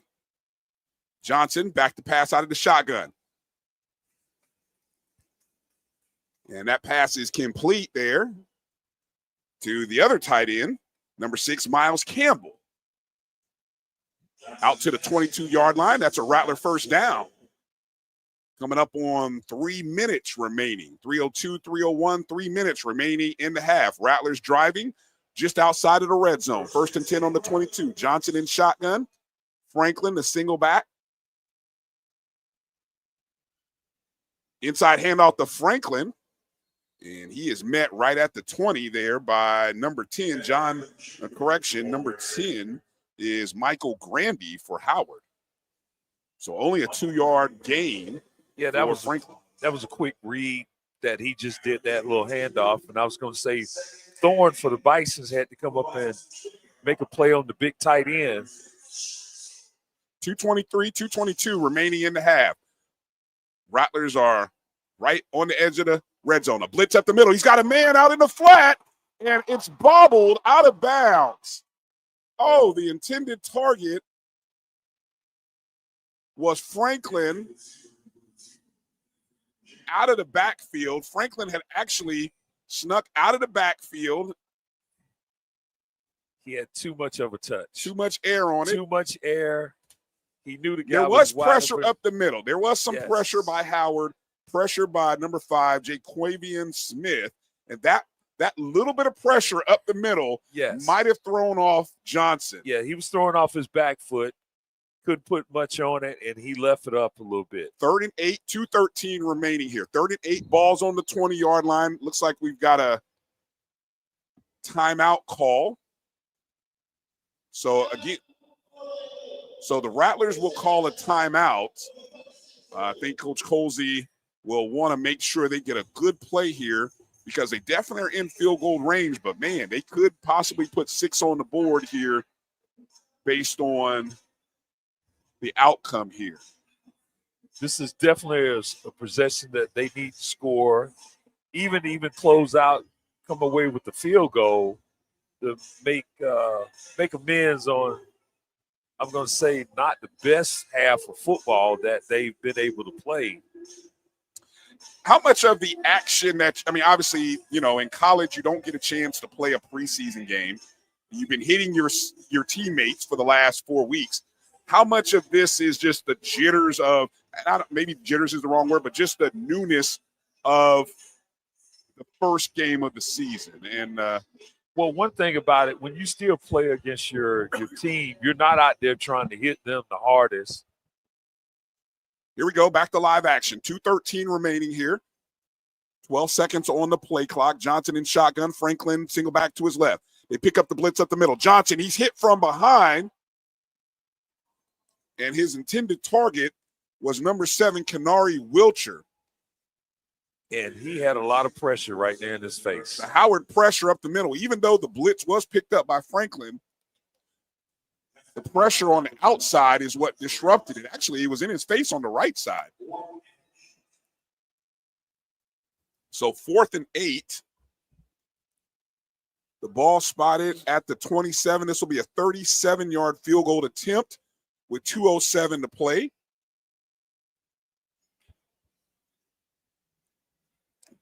By Daniel Porto.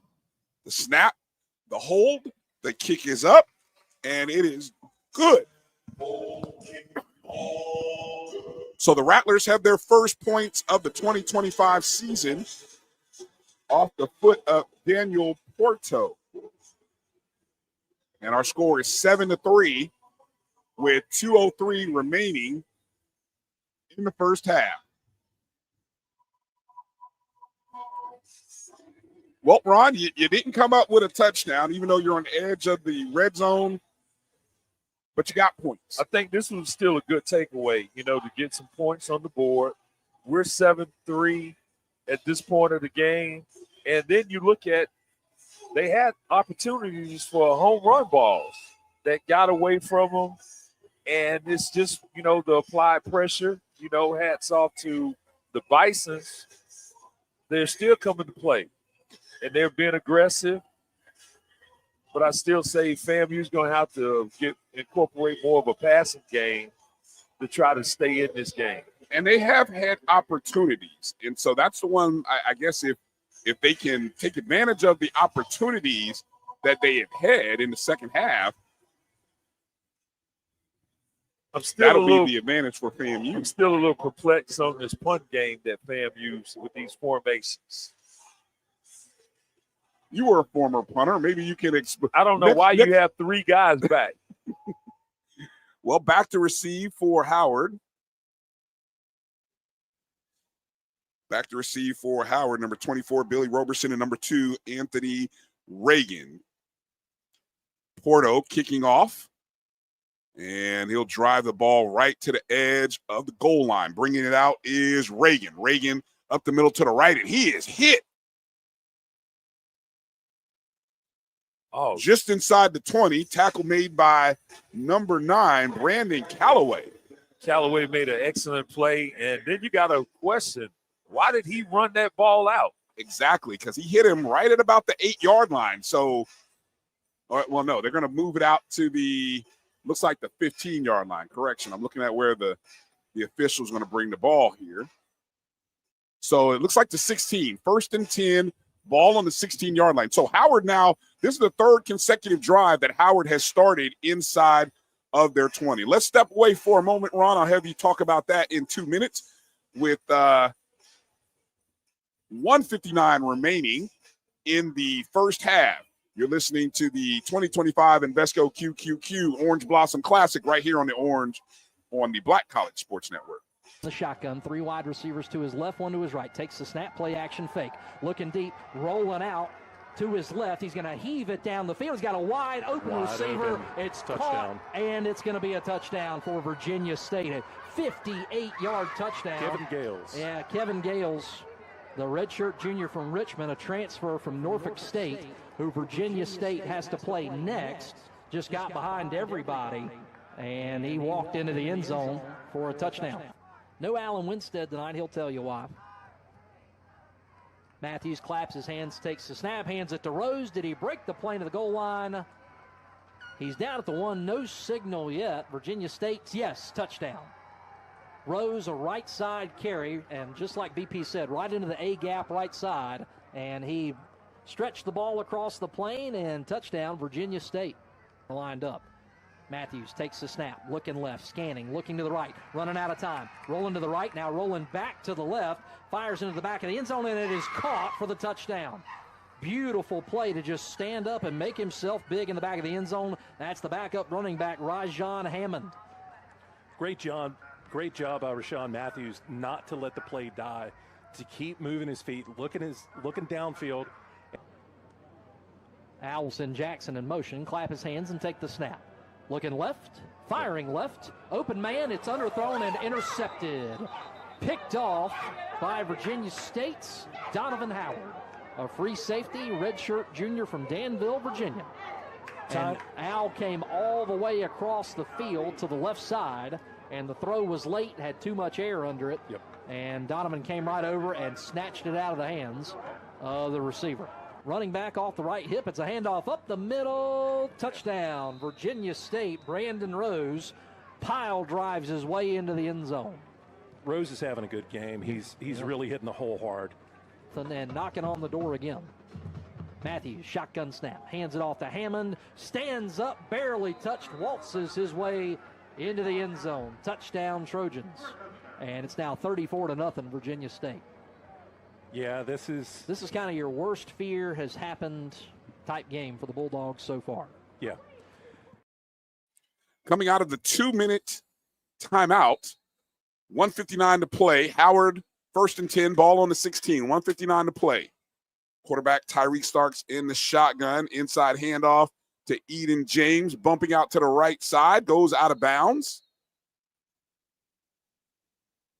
Knocks over a security guard out there. Ball will be spotted at the 19-yard line. 1:53 to play. Starks back in the shotgun. 2nd down and 7. And flags are on the play. Might be a false start here. I'm going to say we got to credit both teams. We have not had a lot of laundry on the field today.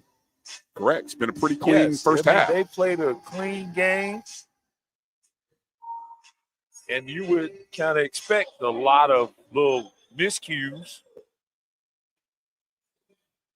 So a 5-yard penalty. 2nd down and 12. Ball on the 19-yard line. 1:53 to play. Correction. Ball on the 14-yard line. Starks in the shotgun by himself. Drops back to pass. Has plenty of time. Rolls to his right towards the sideline. He throws it out of bounds. just gets rid of it. 147 left to play. And the Rattlers have once again pushed Howard to a third down deep in their own territory as the ball is on the 14. FAMU will get the ball to start the second half. So this is a big defensive play here.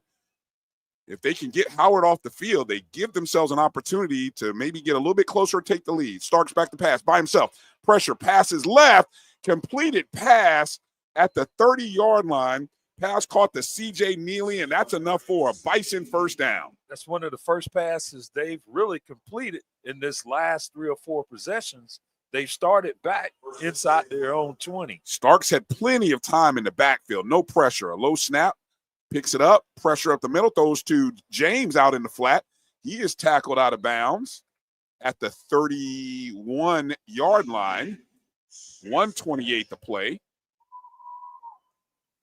Missed opportunity there by FAMU, but a great job by Howard. Second down and 9, only 1 yard gain. So it's ball on the 31-yard line, 1:28 to play. Do you kind of focus on your run game now?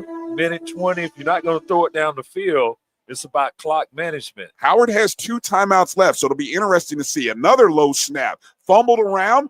He picks it up. Starks. He is tackled for a loss in the backfield by number 18 on the play. Number 18 for FAMU is none other than Antonio Kamen. Those 3 guys had excellent pressure coming up. All of them got off their blocks, and they're keeping the Bison quarterback in the pocket. You know, he did a great job early on in this game getting outside of the pressure, but he's taking a couple good hits, so I think he might be a little gunshot. So Florida A&M takes a timeout, their third and final timeout with 1:21 to play. It'll be 3rd and 9 here.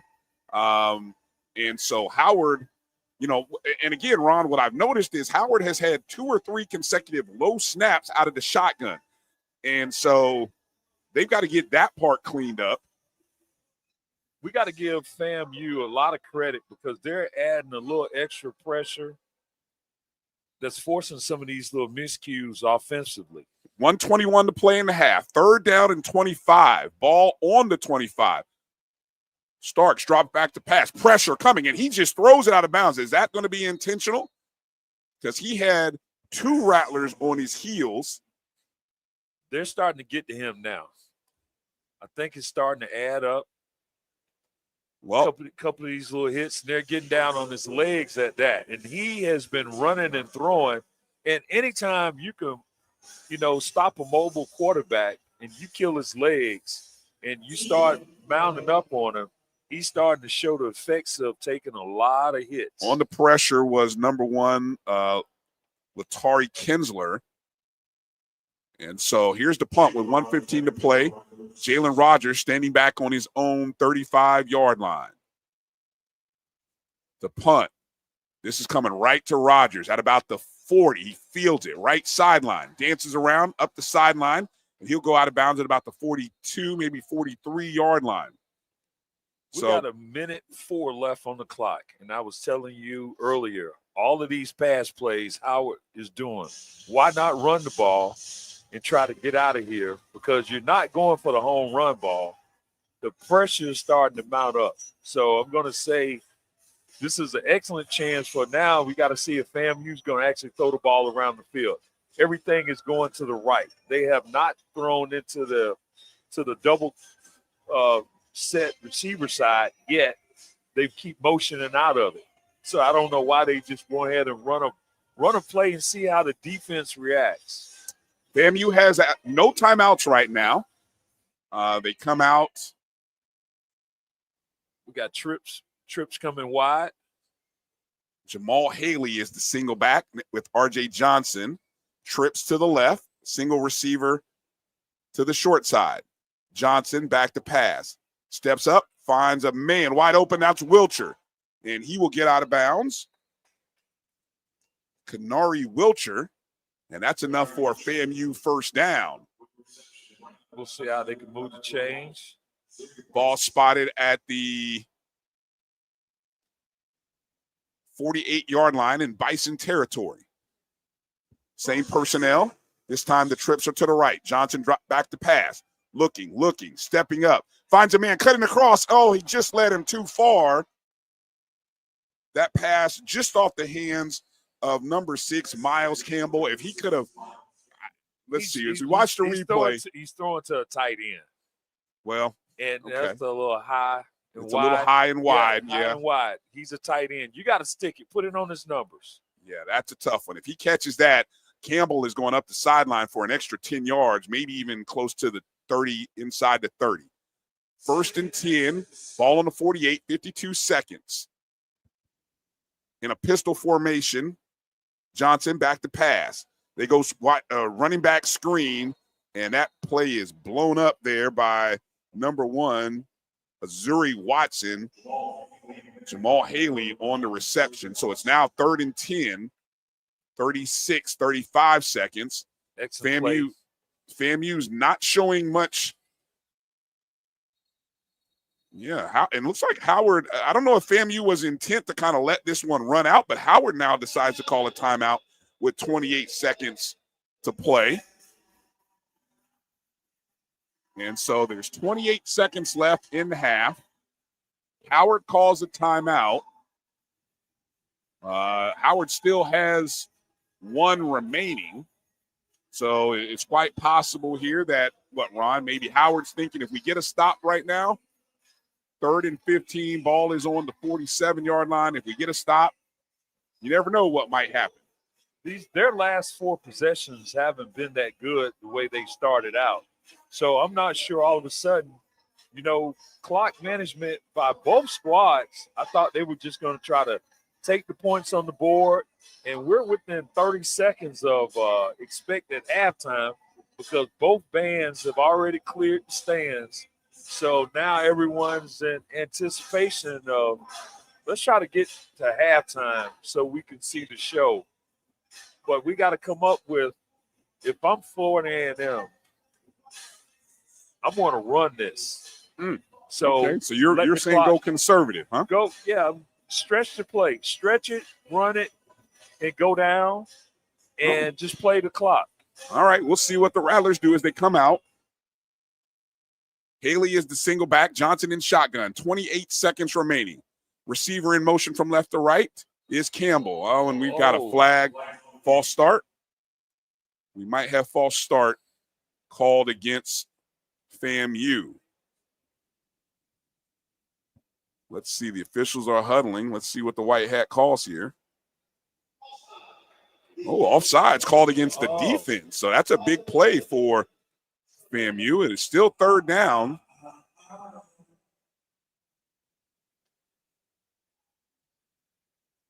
So it'll be 3rd down and 10 now. A first down by FAMU does stop the clock. So it's an opportunity to do something if you can get up a first down here. They're across midfield in Bison territory. Haley is the back to the left of Johnson. Receiver is Rogers in motion from left to right. Johnson drops back. Pressure coming. Johnson looking. Has a man wide open over the middle. Pass complete to number 2, Goldie Lawrence. Lawrence has got to get down. It is enough for a first down. So ball is spotted at the 35-yard line.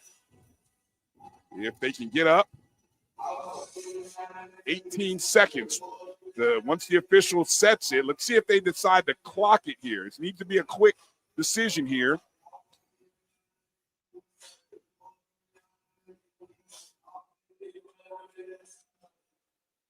FAMU has a receiver coming onto the field. 15 seconds, 14, 13 seconds, 12. They got to get it off quickly here. 10 seconds on the clock.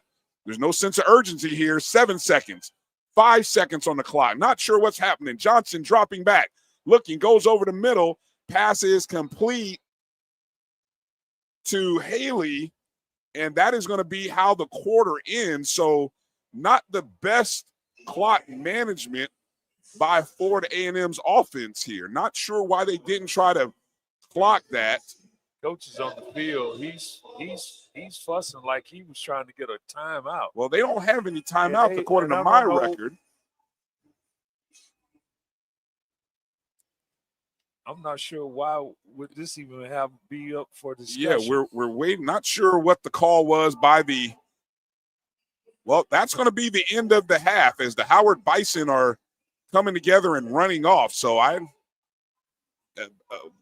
not sure what happened there, but Florida A&M ends up stalling on themselves. Their offense is they got a first down with 18 seconds to play, but they were unable to get up to the line, snap it, and clock it.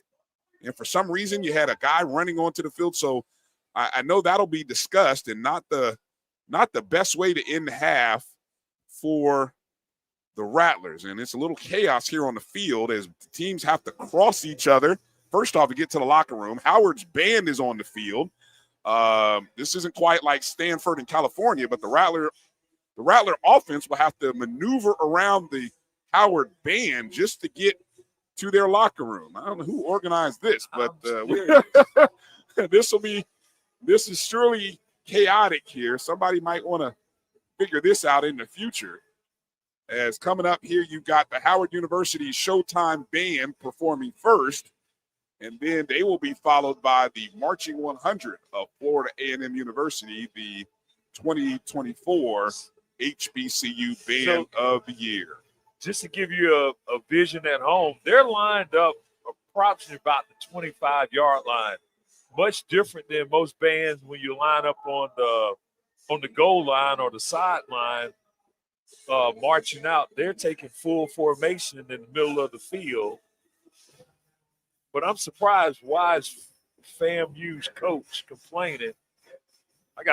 Are they still having discussions? There's still discussions. You got the halftime interviews happen. I think you got Coach Larry Scott for Howard being interviewed on one end. I'm not sure why the official is still waiting. The white hat still appears to be waiting for somebody or something. Well, I don't think it's going to bring both teams or either team back on the field, Ron. So we will step away. Obviously, if you want to watch this halftime, you could go to ESPN Plus and watch this halftime. We will step away and come back in about maybe 10, 15 minutes with some halftime statistics as the Showtime marching band of Howard prepares to take the field. Our score at halftime, Howard 7, Florida A&M 3. You're listening to the 2025 Invesco QQQ Orange Blossom Classic from Miami Gardens, Florida. We'll be back after halftime with the stats and start of the second half.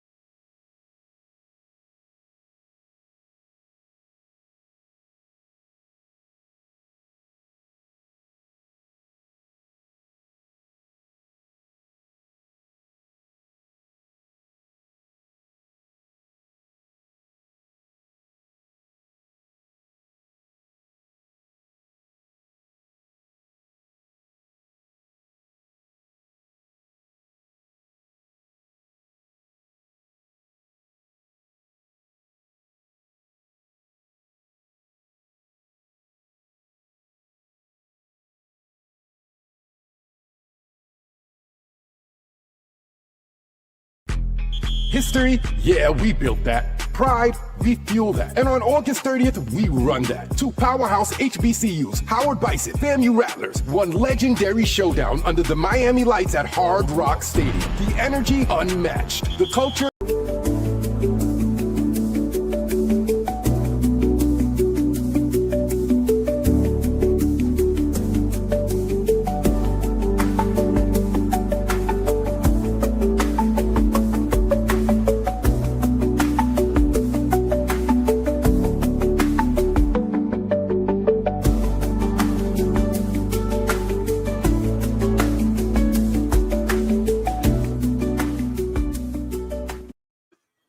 Well, halftime has concluded here at the 2025 Invesco QQQ Orange Blossom Classic. Brian Fulford and Ron Mitchell here with as we get ready to look at some stats and get ready for the call of the second half. Florida A&M trailing the Howard Bison by a score of 7-3.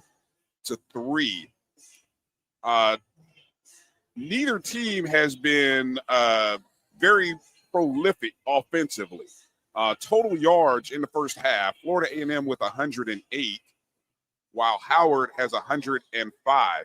The passing stats are very similar as well. Florida A&M with 77 yards passing and 31 yards rushing.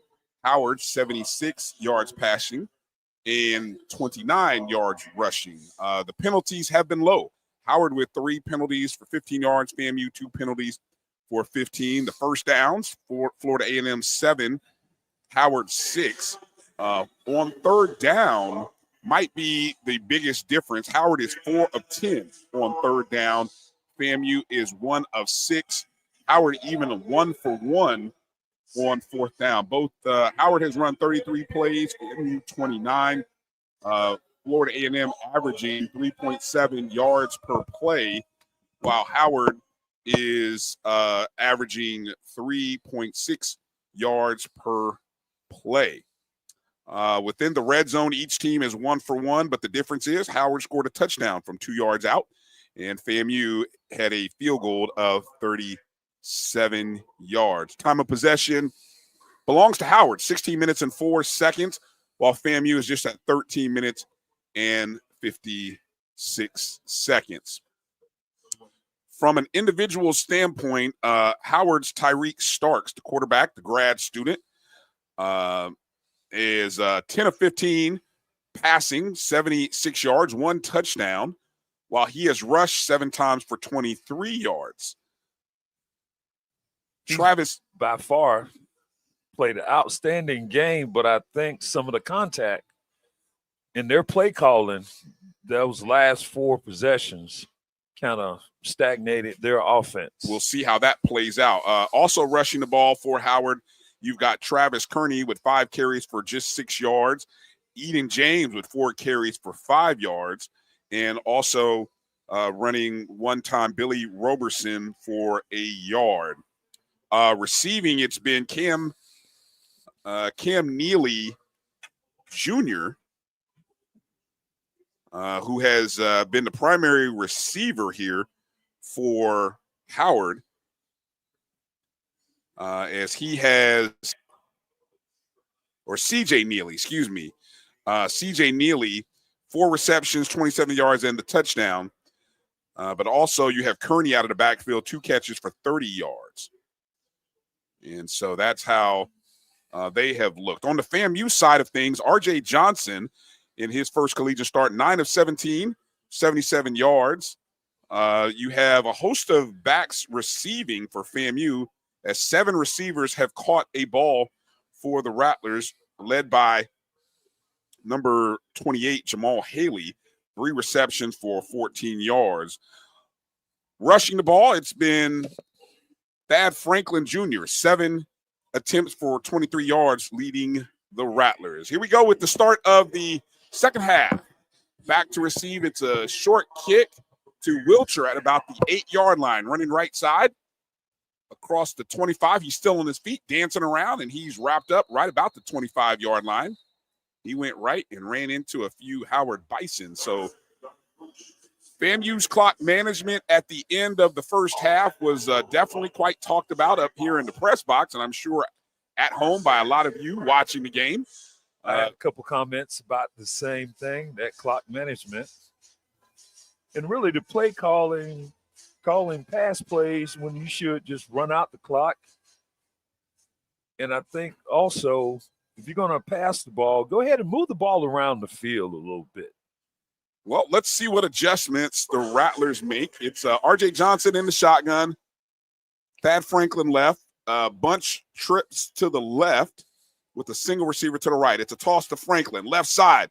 Got some room. Avoids the defender. Gets across the 30-yard line. And he's down at the 31. That's a gain of about 6. So that'll bring up, correction, they say it's a gain of 5. So it'll be 2nd down and 5. So not a bad start there on the little toss to Franklin. They haven't attacked the edges much throughout the first half of a lot of inside draw plays. Pistol formation for Johnson. Franklin behind him. Hand off to Franklin. Left side off the tackle. Across the 35. Down at about the 36-yard line. As a couple of as a Howard defender and FAMU tight end decided to hold on to each other a little bit longer. But it's 3rd down and 1 now as they spotted just shy of the 35. So FAMU needed to get across the 35. They spotted short. So here we go. See if FAMU can power this ball across. They're in the shotgun. Franklin's to the left of Johnson. The snap is high. Johnson inside. Ooh, this is going to be close. It's going to be close to see whether he got across the 35. Let's see if he got a generous spot. I'm one of those people, when it comes down to a short yardage play, and open it up, go ahead, give yourself some gaps. He did not get the first down. He did not get the first down. Amazing. So with 13:07, the Rattlers will punt. That's a tough break. Offensive line for FAMU, unable to get the push it needed. Now, here's FAMU in this formation, which you basically have the snap, the snap and 2 linemen. Then you got the 3 next level, about 7 yards back. Right foot punt. Ball received at the 20-yard line, and a great open field tackle there. On the tackle there for FAMU is number 3, Caleb McKenzie. And that is very surprising. It was excellent punt and coverage, but they dropped 4 people back to protect the punter. And that is not a lot of downfield pursuit and coverage if you're going to span out. So 12:35 remaining in the 3rd quarter. Howard will start 1st and 10. Right at the 20-yard line. First offensive possession of the second half. And Tariq Starks comes up under center. And in the I formation is Travis Kearney. Toss to Kearney, right, running. FAMU's defensive line shuts it down. Only a gain of 2 or 3. Let's see where they spot it. 2 yards. 2nd down and 8. Ball at the 22. Great pursuit from the backside there by FAMU number 15, James Gardner Jr. Yeah, that toss, you pretty much find the gap and you try to work your way through, and they were able to shut that down. Starks in the shotgun now. He keeps looking left. And a great job up front by the defensive back, Andre Powell Jr., as he got some pressure on Starks and forced a deflection. They're getting in his face now. So great job by the DB. Came in on the blitz, recognized that it was a pass play, held his ground, had his hands up, and forced a deflection. So 3rd down and 8, 11:54 remaining in the 3rd quarter. Ball on the 22-yard line. Howard moving left to right, similar to the same direction in the 2nd quarter.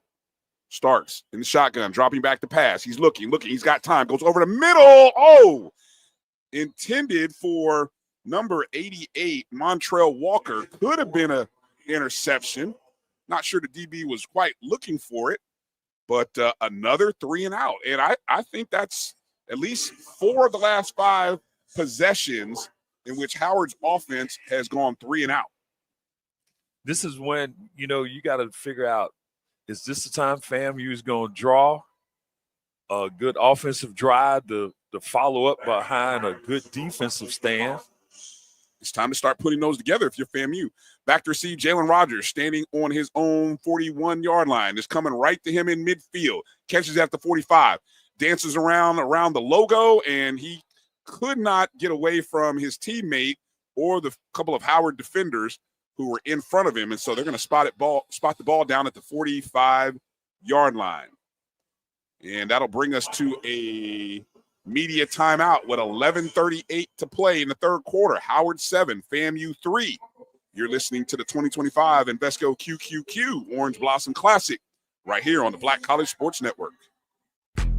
History? Yeah, we built that. Pride? We fuel that. And on August 30th, we run that. 2 powerhouse HBCUs, Howard Bison, FAMU Rattlers, one legendary showdown under the Miami lights at Hard Rock Stadium. The energy unmatched. The culture undeniable. The vibes straight HBCU. 2025 Invesco QQQ Orange Blossom Classic. Get your tickets and book your hotel now at orangeblossomclassic.com. Saturday, August 30th at 4 p.m. in Miami Gardens. Thank you guys for what you do for HBCU athletics. This is a fantastic avenue for all of us. This is our ESPN, so we love what you guys do. Brian, AD, Roy, all you guys at BCSN. We really appreciate what it is that you guys do for us.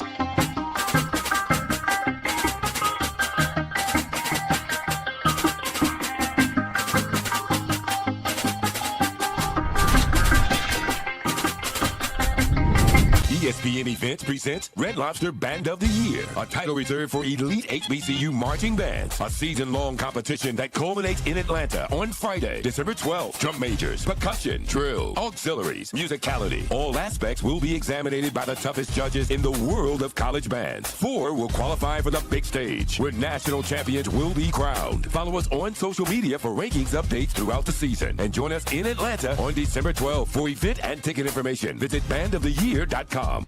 As technology continues to bring changes to the world of education, it's time we also reimagine teacher professional development. Gone are the days of one-size-fits-all learning that can only be accessed at a specific time and place. The Stride PD Center is an on-demand library of mobile-friendly courses that allow educators to learn anytime and anywhere. Our dynamic courses provide bite-sized learning and help educators advance their knowledge while also gaining professional development hours. The best professional development plans are those that include a level of flexibility and choice for educators. Whether you're a teacher, school, or district, visit us today to take charge of your learning. Get ready for the inaugural Unity Classic, Saturday, September 13th at Nathaniel Glover Community Field and Stadium. It's a clash of the Virginia Union Panthers of the CIAA and the Edward Waters Tigers of the SIAC. Plus, an HBCU band battle between the Edward Waters Triple Threat Marching Band and the Virginia Union Ambassadors of Sound. The inaugural Unity Classic goes down in due fall. Back to live action here in the third quarter of the Invesco QQQ Orange Blossom Classic. Ryan Fulton and Ron Mitchell here as the Florida A&M Rattlers will come out onto the field for their second drive of the third quarter from their own 47-yard line. R.J. Johnson, the quarterback for the Rattlers. He'll start in a pistol formation. Thad Franklin is the single back behind him. Wilcher, single receiver to his right. Trips to his left. In motion is Mitchell, the tight end. Johnson drops back to pass, looking, steps up into the pocket, avoids the pressure, dances around, and he is tackled right around the line of scrimmage as he is tackled from behind. And Johnson appeared a little hesitant to want to take off and run and didn't quite feel comfortable trying to throw a receiver open, so he Kind of held on to the ball for that. He's been looking for one guy, the tight end. Instead of moving the ball around the field, Howard has a good idea about what he's trying to do. He's waiting on the tight end to get up the field and try to develop a route. That's why a lot of these pass plays are short and everything is going to the right. Well, what's even compounded worse for here at FAMU is an offensive penalty called on Kai Gadsden, number 73, hands to the face. So that's a 15-yard penalty. So now it's 1st and 25, ball on the 32-yard line. 11:18 to play in the second quarter. Johnson in shotgun. Franklin to his right. In motion is Mitchell from left to the right side of the line. Pass over the middle. Pass complete to number 2, Goldie Lawrence. And Goldie will get out near midfield. So almost picked up all 15 of those yards lost in the penalty. They're going to say it's 2nd down and 12. So he picked up about 13 of those yards. That's a matchup I've been waiting on them to take advantage of throughout this whole first half. Rattlers in shotgun again, 10:30 to play. Going right to left. Johnson in shotgun, Franklin to his right. Back to Platt. Pass looking. This time he keeps it. He's running across midfield. Gets down to about the 50. This time Johnson was resolute in his decision to actually run that time. Yeah, he was looking at his receiver, saw that he was covered, but again, everything is right hand dominated. Mm-hmm. He gave it about a 1, 2, 3 count, and he was gone. So now we get 3rd down and 8. Ball is just across midfield, Howard territory on the 49. Nope, correction, spotted on the FAMU 49.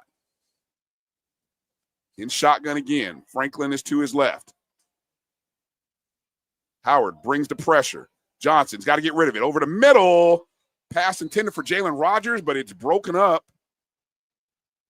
Excellent. Pass is broken up there by number 7, Derek Hartley Jr. And the FAMU offense will come off the field right at midfield. I'm going to say that was an excellent play by the defensive back playing over that shoulder. I was more so thinking that he was going to look over here to his left, let that play develop, and take advantage of that defensive back out on that island. But his patience is real short. Well, back to punt, number 38, Bobby Ingsler. Standing on the 15-yard line is number 1, Zuri Watson. The ball bounces at about the 4, and it'll roll into the end zone for a touchback. So 9:32 to play in the second quarter, and we will have a media timeout with Howard leading 7-3 here at the 2025 Invesco QQQ Orange Blossom Classic. We'll be back in just a moment. ESPN Events presents Red Lobster Band of the Year, a title reserved for elite HBCU marching bands. A season-long competition that culminates in Atlanta on Friday, December 12th. Drum majors, percussion, drill, auxiliaries, musicality. All aspects will be examined by the toughest judges in the world of college bands. 4 will qualify for the big stage, where national champions will be crowned. Follow us on social media for rankings updates throughout the season. And join us in Atlanta on December 12th for event and ticket information. Visit bandoftheyear.com. The human voice has always connected audiences with experiences. Major brands all across America have trusted Kever's voice time and time again. Conversational, powerhouse, intelligent, and sincere. That's the voice you need for your creative marketing process. KeversVoice.com. Kever's Voice, Kever's Voice, KeversVoice.com. Always on, all the time.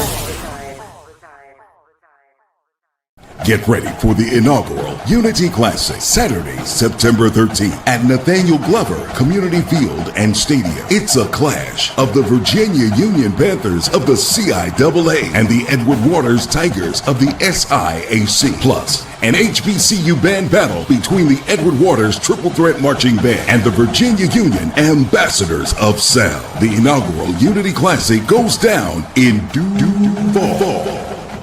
The Cuvée Group is a Florida-based marketing and training consulting firm. We help businesses communicate to their target audience and engage them in conversation. We also help to expand their audiences, which will ultimately result in growth for those organizations. In addition to being a certified constant contact specialist, my colleagues and I are also certified in John Maxwell Leadership Principles. We use these proven principles to conduct workshops, training, and private coaching sessions for individuals and companies looking to take things to the next level. Contact us to schedule a free consultation. Issues today, don't delay, call Cuvée. History? Yeah, we built that. Pride? We fuel that. And on August 30th, we run that. Two powerhouse HBCUs, Howard Bison, 9:32 remaining in one the legendary third showdown quarter. under the Miami lights at Hard Rock Stadium. The energy. QQQ Orange Blossom Classic. Some scores around HBCU football. 10:35 remaining in the fourth quarter in Jackson, Mississippi. Hampton 14, Jackson State 14. Halftime in Nashville, Tennessee. North Carolina A&T 14, Tennessee State 10. First and 10 for the Bison. Ball on the 20-yard line. Tyreek Starks, the quarterback, in shotgun. Eden James, single back to his right. Inside handoff to James up the middle to the left side of the offensive line. He may have gotten 3 yards. He may have gotten 3 yards. Yeah, they're trying to catch Fam in a little over pursuit, but then they're still working their interior game. The quarterback is not in much of a dominant play calling situations with especially this half. 8:58 to play. Second down and 7. Ball spotted on the 23. Empty backfield. Starks in shotgun. Drops back looking, goes over the middle. Beautiful catch there by the tight end, number 0, Keontae Mosley. And we're gonna have to he add rolls up, add the umpire in on that tackle. Yes, he just couldn't get away fast enough. Did a good job of just stopping and let it happen. All right, here we go. First and 10. Starks rolling right. That ball is low, incomplete, intended for number 3, Antonio Hunter. That was an excellent play on behalf of the DN for Fam. He did not crash down so the quarterback can run free, presented himself, made the quarterback really force go to a second option on that play to throw that route, to throw that ball, I should say. 8:28 remaining off the incomplete. Second down and 10, ball on the 31. Starks in the shotgun. James out of the backfield by himself. Starks going to the right side. Pass complete. Pass complete to number 10, John Simmons III. And he is tackled right on the reception. A gain of 5. So it brings up 3rd and 5. Hey, that was a good open field play by Huggins. The All-American, All-SWAC Conference player, preseason player, TJ Huggins. 3rd down and 5 for Howard. Empty backfield as Starks sends Eden James into the flat. Here comes Nayron Jenkins on a blitz, and James comes up with the reception, and he finds him just in time. So the hot read was Eden James, and he was wide open as the linebacker blitzed from the outside. Didn't distract Starks at all. You know, I always wonder if a blitzer's coming in, if Jenkins is able to have his hands up coming in, does that play even get off? So it's a first down for Howard, 7:20 to play. Ball's on the 42-yard line. Back into the ball game is Travis Kearney. Inside hand, or off to the right side, is Kearney. He's tackled on the play by number 58, John Myers. I like all the pursuit that FAMU's defense had on that. They knew right when a guy was pulling, they stayed right, ran lateral down the line instead of running upfield, which is turns out to be a good play for them. Starks brings Howard out of the huddle. He's in shotgun formation. Kearney's to his left. Hand off to Kearney. And he is tackled right about the line of scrimmage, maybe a yard or two past it, as a pair of Rattlers were there on the tackle, including Stanavius Smith, as well as Jahan Myers. 3rd down and 9. Howard has been very successful on 3rd down to date. 3rd and 9. Ball on the 43. Empty backfield with Starks as the QB. Twins to his right. Twins to his left. He stops. He's looking. He's going to throw. Pass broken up. Is it intercepted? It is intercepted. Interception. Brandon Callaway read it, picked it off, and FAMU has their first forced turnover of the day and season. That was good Oski.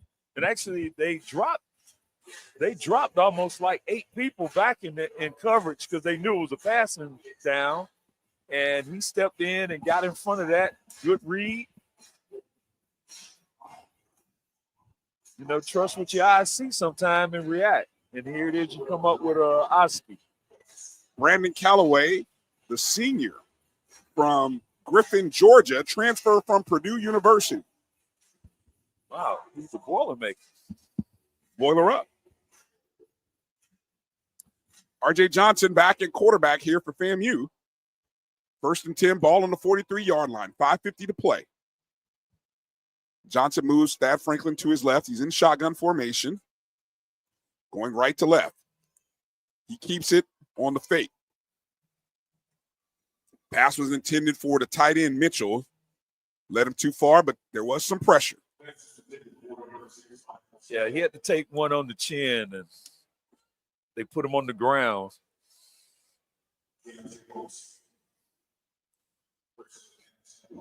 Howard has done a good job of getting pressure on Johnson, making him feel uncomfortable.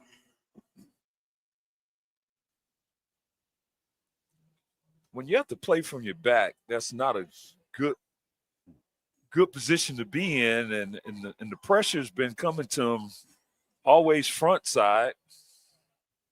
2nd and 10, ball on the 43 again. Johnson in shotgun, trips, bunched just off the line to the right, and we've got a flag on the play.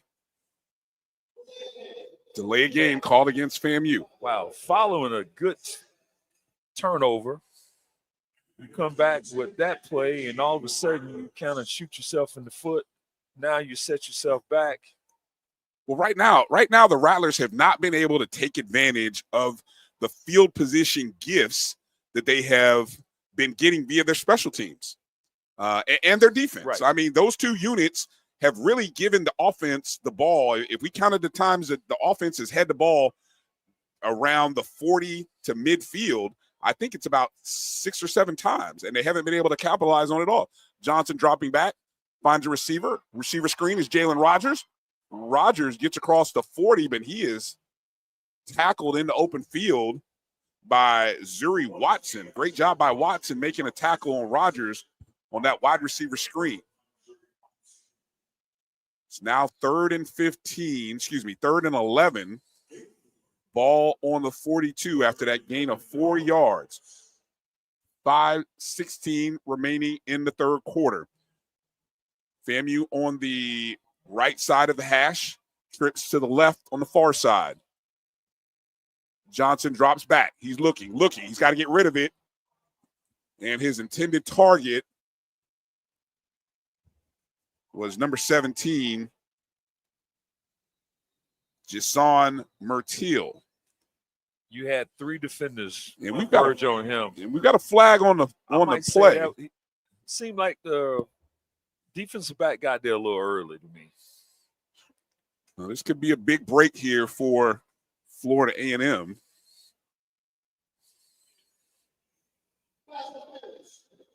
Pass interference called against the defense. Automatic first down. So a big break there for Florida A&M.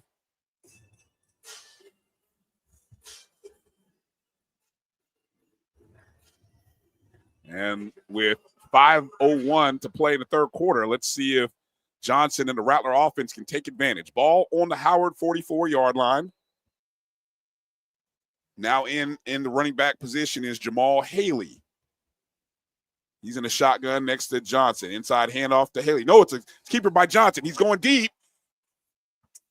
Misses his intended target on the left sideline, Jamar Taylor. And it looked like Taylor might have stopped running on that route. It's a bit of a play action there.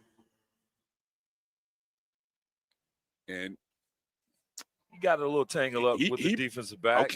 Okay. He put it on the outside shoulder. So not sure if that's just an overthrow or is it on the receiver not able to kind of get off that break. Haley again in shotgun. Johnson the handoff. He fakes the handoff, rolling right. He's got a man open, wide open, unable to get rid of the ball, and Johnson takes the sack. Caleb Gallup, the younger brother of Kenny Gallup, the All-American defensive back of Howard. Oh, that was an excellent play. And that's going to set our Rattlers back. Yeah, it'll be 3rd and 18 now. Ball is back on the FAMU 48-yard line. So there was a man that was running wide open. My binoculars and eyes had already moved down the field, but RJ was unable to find him. So Johnson back in shotgun again. 3rd and 18. He checks to the sideline. Oh, and the offensive coaches, Coach Colsey,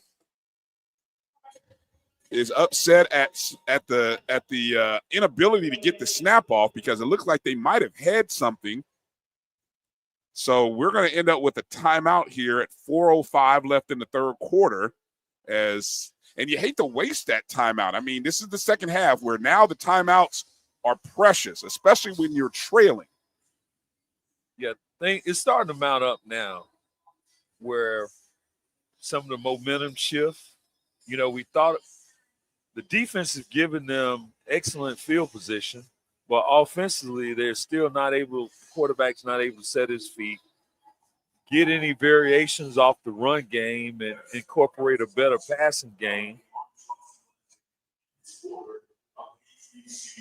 Because the Bisons are putting a lot of pressure front side in front of his face, so he can't get a pass off.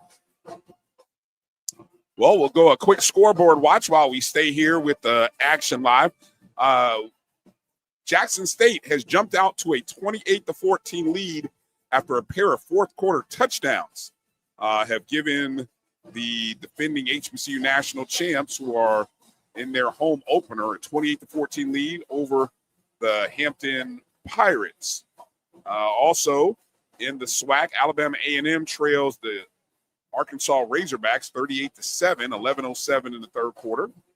At Mississippi Valley State, Southern has a 10-6 lead right now with 6:56 remaining in the second half. In the Mid-Eastern Athletic Conference, we are scoreless at North Carolina Central, 3:46 to play in the first quarter. South Carolina State has gotten their first points of the season as they lead 3-0 with 4:12 remaining in the first quarter at home against Wofford. And then the contest in Nashville, Tennessee, we're still at halftime between North Carolina A&T and Tennessee State as the Aggies have a 14-10 lead over Tennessee State. A pair of first year at their program HBCU coaches. Coach Sean Gibbs of North Carolina A&T and Coach Reggie Barlow of Tennessee State. Not new to head coaching at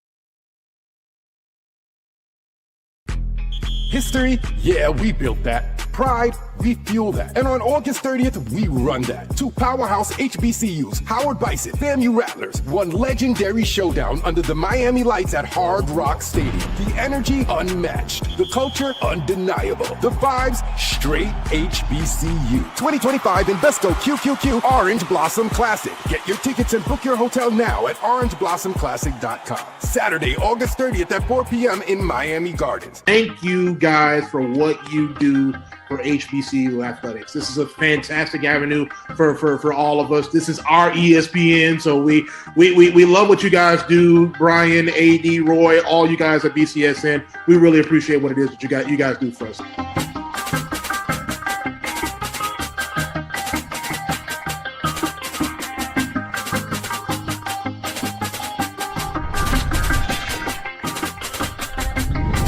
ESPN Events presents Red Lobster Band of the Year, a title reserved for elite HBCU marching bands. A season-long competition that culminates in Atlanta on Friday, December 12th. Drum majors, percussion, drill, auxiliaries, musicality. All aspects will be examined by the toughest judges in the world of college bands. 4 will qualify for the big stage, where national champions will be crowned. Follow us on social media for rankings updates throughout the season. And join us in Atlanta on December 12th. For event and ticket information, visit bandoftheyear.com.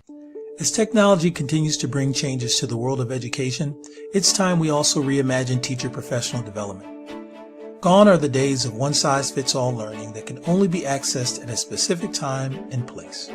The Stride PD Center is an on-demand library of mobile-friendly courses that allow educators to learn anytime and anywhere.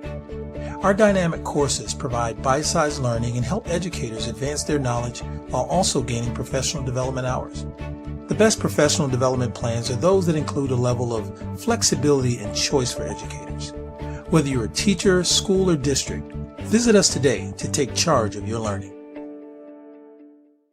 Get ready for the inaugural Unity Classic, Saturday, September 13th at Nathaniel Glover Community Field and Stadium. It's a clash of the Virginia Union Panthers of the CIAA and the Edward Waters Tigers of the SIAC. Plus, an HBCU band battle between the Edward Waters Triple Threat Marching Band and the Virginia Union Ambassadors of Sound. The inaugural Unity Classic goes down in Duval.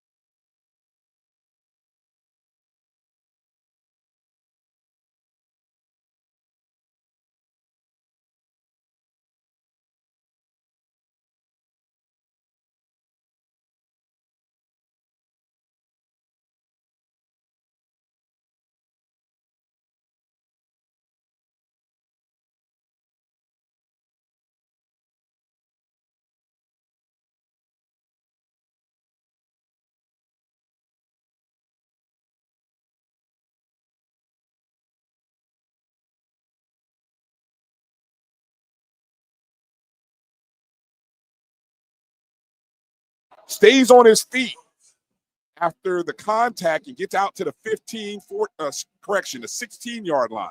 That was good second effort on that run. Correction, to the 17-yard line. But it's a gain of 5, though. Second down and 5. 11:55 to play. As the 100 implores the offense to let's go. Johnson in shotgun, handoff to Somerset. RPO action, and he gets across the 15 to the 14-yard line, a gain of 3. It'll be third down and a long 3. He's across the 15-yard line, so technically you'd say the 14. But he needs to get across the 12 to get the first down. So scoreboard says 3rd and 3, but it's probably 3rd and 2. We'll just say a long 2. 3rd and a long 2. Is this 4-down territory here, Ron? Most definitely. Okay. Here's that bunch set just to the right of the offensive line. Johnson in shotgun. Somerset, the single back. Oh, and we've got a flag. Do we have some movement? Oh, I think got a timeout. Got a timeout. By? Timeout. Coach, FAMU's offense coach called timeout. Wow. FAMU calls their second, or correction, was that Howard who called a timeout? No, it's FAMU. So FAMU calls their second timeout of the game with 11:02 to play in the fourth quarter. Wow, we'll step away and see what the Rattlers do coming out of this timeout. You're listening to the 2025 Invesco QQQ Orange Blossom Classic on the Black College Sports Network. Now, you can live in Texas and not have a good red meat blend. Texas Cowboy Dust is designed for steak and other red meats. It's out to be my most popular spice blend, made with onions, peppers, ground mushrooms, pink salt, and other spices.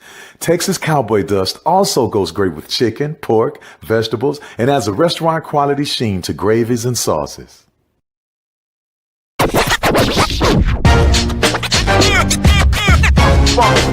It's like a loop machine. All around town, people trying to get down.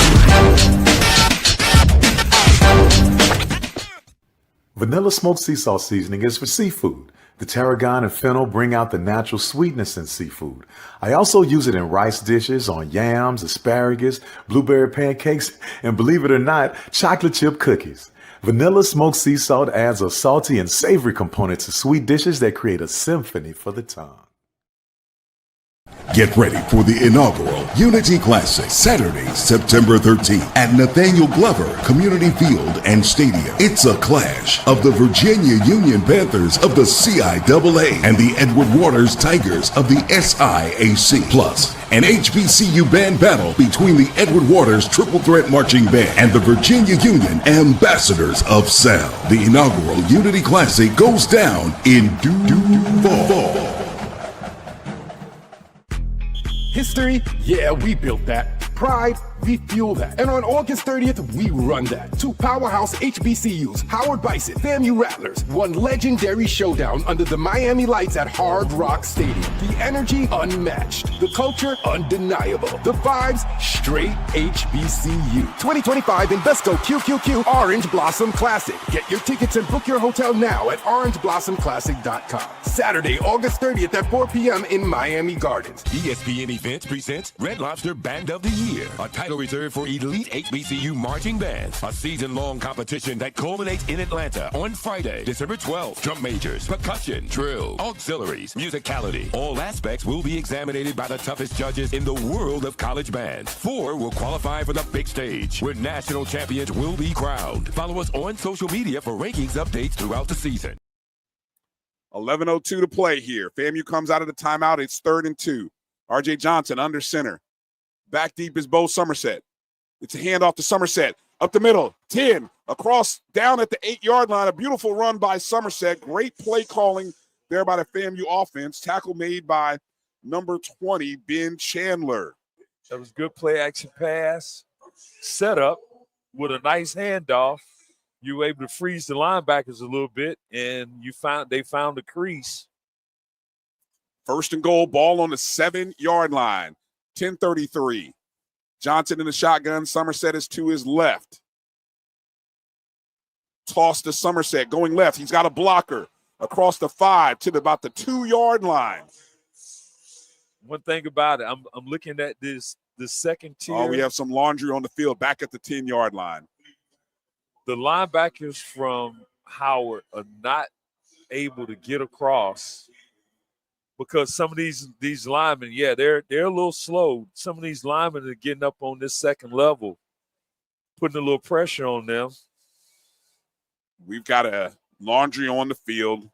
It's called against Florida A&M, so that'll bring the ball back. Bring it back 10 yards, will it? We'll see. It looks like they're going to spot it back at the 16, maybe 17-yard line. So now 1st and 17. So 1st and goal, ball on the 17-yard line. Tough penalty there. Looks like it might have been called on number 63, Ricky Taylor. So back under center comes R.J. Johnson, 1st and goal. Bo Somerset is the back. It's a sweep to Jalen Rogers. He picks up a blocker from his teammate, Wilcher, and he goes out of bounds at the 12-yard line. So that's a 5-yard receiver sweep. If he was a little patient, I think he could have gotten a lot more out of that. Wilcher was blocking in front of him, and he was right on Wilcher's heels. Yeah, he was a little. If he would have been patient, he would have got a little more out of that. The clock is still running, so they must not have said he went out of bounds. 9:25 to play. 2nd down and goal from the 12. Johnson in the shotgun. Somerset is the single back out of the backfield. Johnson's got to run. He's wrapped up, and I'm looking for a flag as the defender was all in on his face mask. He was up on the shoulders. Okay, but he was able to go free. C.J. Wesley Jr. there as we watch the replay. He goes free. Wow, he goes free. He goes free, and he grabbed him, I guess, right underneath the chin. Yes. Draw some groans from the FAMU fans. So a tough break, but more importantly, Ron, like you said, the blitz pickup was not there. Yeah, you got to chip him. You can't let that guy. He's too rangy. And so we've got another timeout. So another timeout called. That's the 3rd and final timeout, it appears, called by FAMU. So that's how big this 3rd down will be, as it's 3rd and goal back on the 18-yard line. And Howard is playing like they feel like they're caught up in the momentum of this. Yes. Wow. What a tough situation. And again, Ron, we go back to, is this 4-down territory? The fact that you've missed a field goal earlier puts you in a situation where with 8:35 left to play in the game, you're not down 1. You're down 4. There's no 4-point plays in football. So it's either you're going for the field goal or you got to go for a touchdown. Yeah, I'm not sure where the zoo is located in Miami, but it's a pink elephant in the room. So definitely, and with this play calling, it's not giving the Rattlers a good opportunity because they're getting in this bunch formation and they're drawing in a defense that's already tired to me. Why put them all together? I would spread them out and make these guys run from sideline to sideline, or at least from the numbers. You need to get them going, and you can push them around. But you're playing right into their hands with this kind of, I'm not going to say juvenile play calling, but you're doing some of the same repetitive things. Feels a little elementary, I guess. Maybe yes, is what you're thinking. And you're trying to expect a new outcome. Or it could be a setup towards something bigger. But when that happens or when it will happen remains to be seen. Let's, while we're a minute or so away from coming back at this timeout with 8:35 remaining in the quarter, let's take a look at some scores. Right now, again, final score, Jackson State 28, Hampton 14. With 36 seconds remaining in the second quarter, Southern regained the lead and now has a 17-13 lead over Mississippi Valley State. Alabama A&M trailing Arkansas 45-7 at the end of the third quarter. Over in the matchup in Tennessee or at Tennessee State, the Tigers have regained a lead 17-14 with 5:51 remaining in the third quarter. And then over in the MEAC, North Carolina Central is trailing 3-0 to New Hampshire with 9:17 remaining in the second quarter. And in South Carolina State, in Orangeburg, South Carolina, they are leading Wofford 3-0 with 11:38 remaining in the second quarter. Well, the Rattlers are back on the field, and it is 3rd and goal from the 18, 8:35 to play. Here's that widespread set you mentioned. R.J. Johnson is shotgun. Bo Somerset is a single back. 2 receivers left, 2 right. Let's see what the Rattlers do here. The Howard linebackers creep in, showing a possible blitz. Johnson back to pass. They drop out of it. Johnson looking. He goes into the flat to Somerset. He makes a man miss. Nope. Open field tackle there made by number 32, J. Augustus Oledge. And they were playing for that short route the whole time. They were. Because the receivers didn't go aggressively into the end zone to try to make themselves open. Well, here's a field goal attempt. It'll be 33 yards. Correction. 33 yards, a little bit shorter than the last one that got blocked. 33-yard field goal attempt. The snap, the hold, the kick is up, and it is good. So the field goal by Daniel Porto cuts the Howard lead to 1. So 7:46 remaining. Howard 7, FAMU 6. So we got to come out with some punches if you're going to be this FAMU team. Well, the one thing that has happened is that FAMU's defense has held. They've held mostly in this contest, only giving up 1 touchdown to Howard.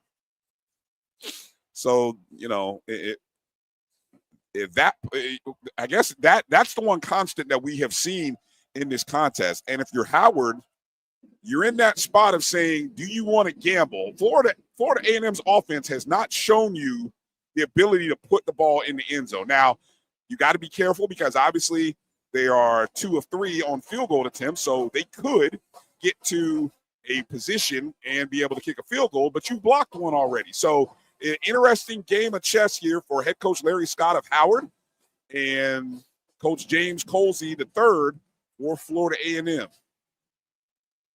You know, I know coming into a first game, it's all about the conditioning, and you look at who can weather the storm, who can minimize some of the mistakes. So right now, we're inside of 8 minutes to go in this game. So we're going to see who's going to have the will, the power to push it a little more. And you say, can FAMU find some creativity? Back to receive for Howard. It looks like it'll be number 2, Anthony Reagan, right at the 1-yard line. He brings it out, and he is hit at the 25-yard line by number 27, Jason Riles. So Howard will have the ball with 7:40 to play in the contest on their 23-yard line. 1st and 10 for Howard. And we gotta give the defense from FAMU a lot of credit.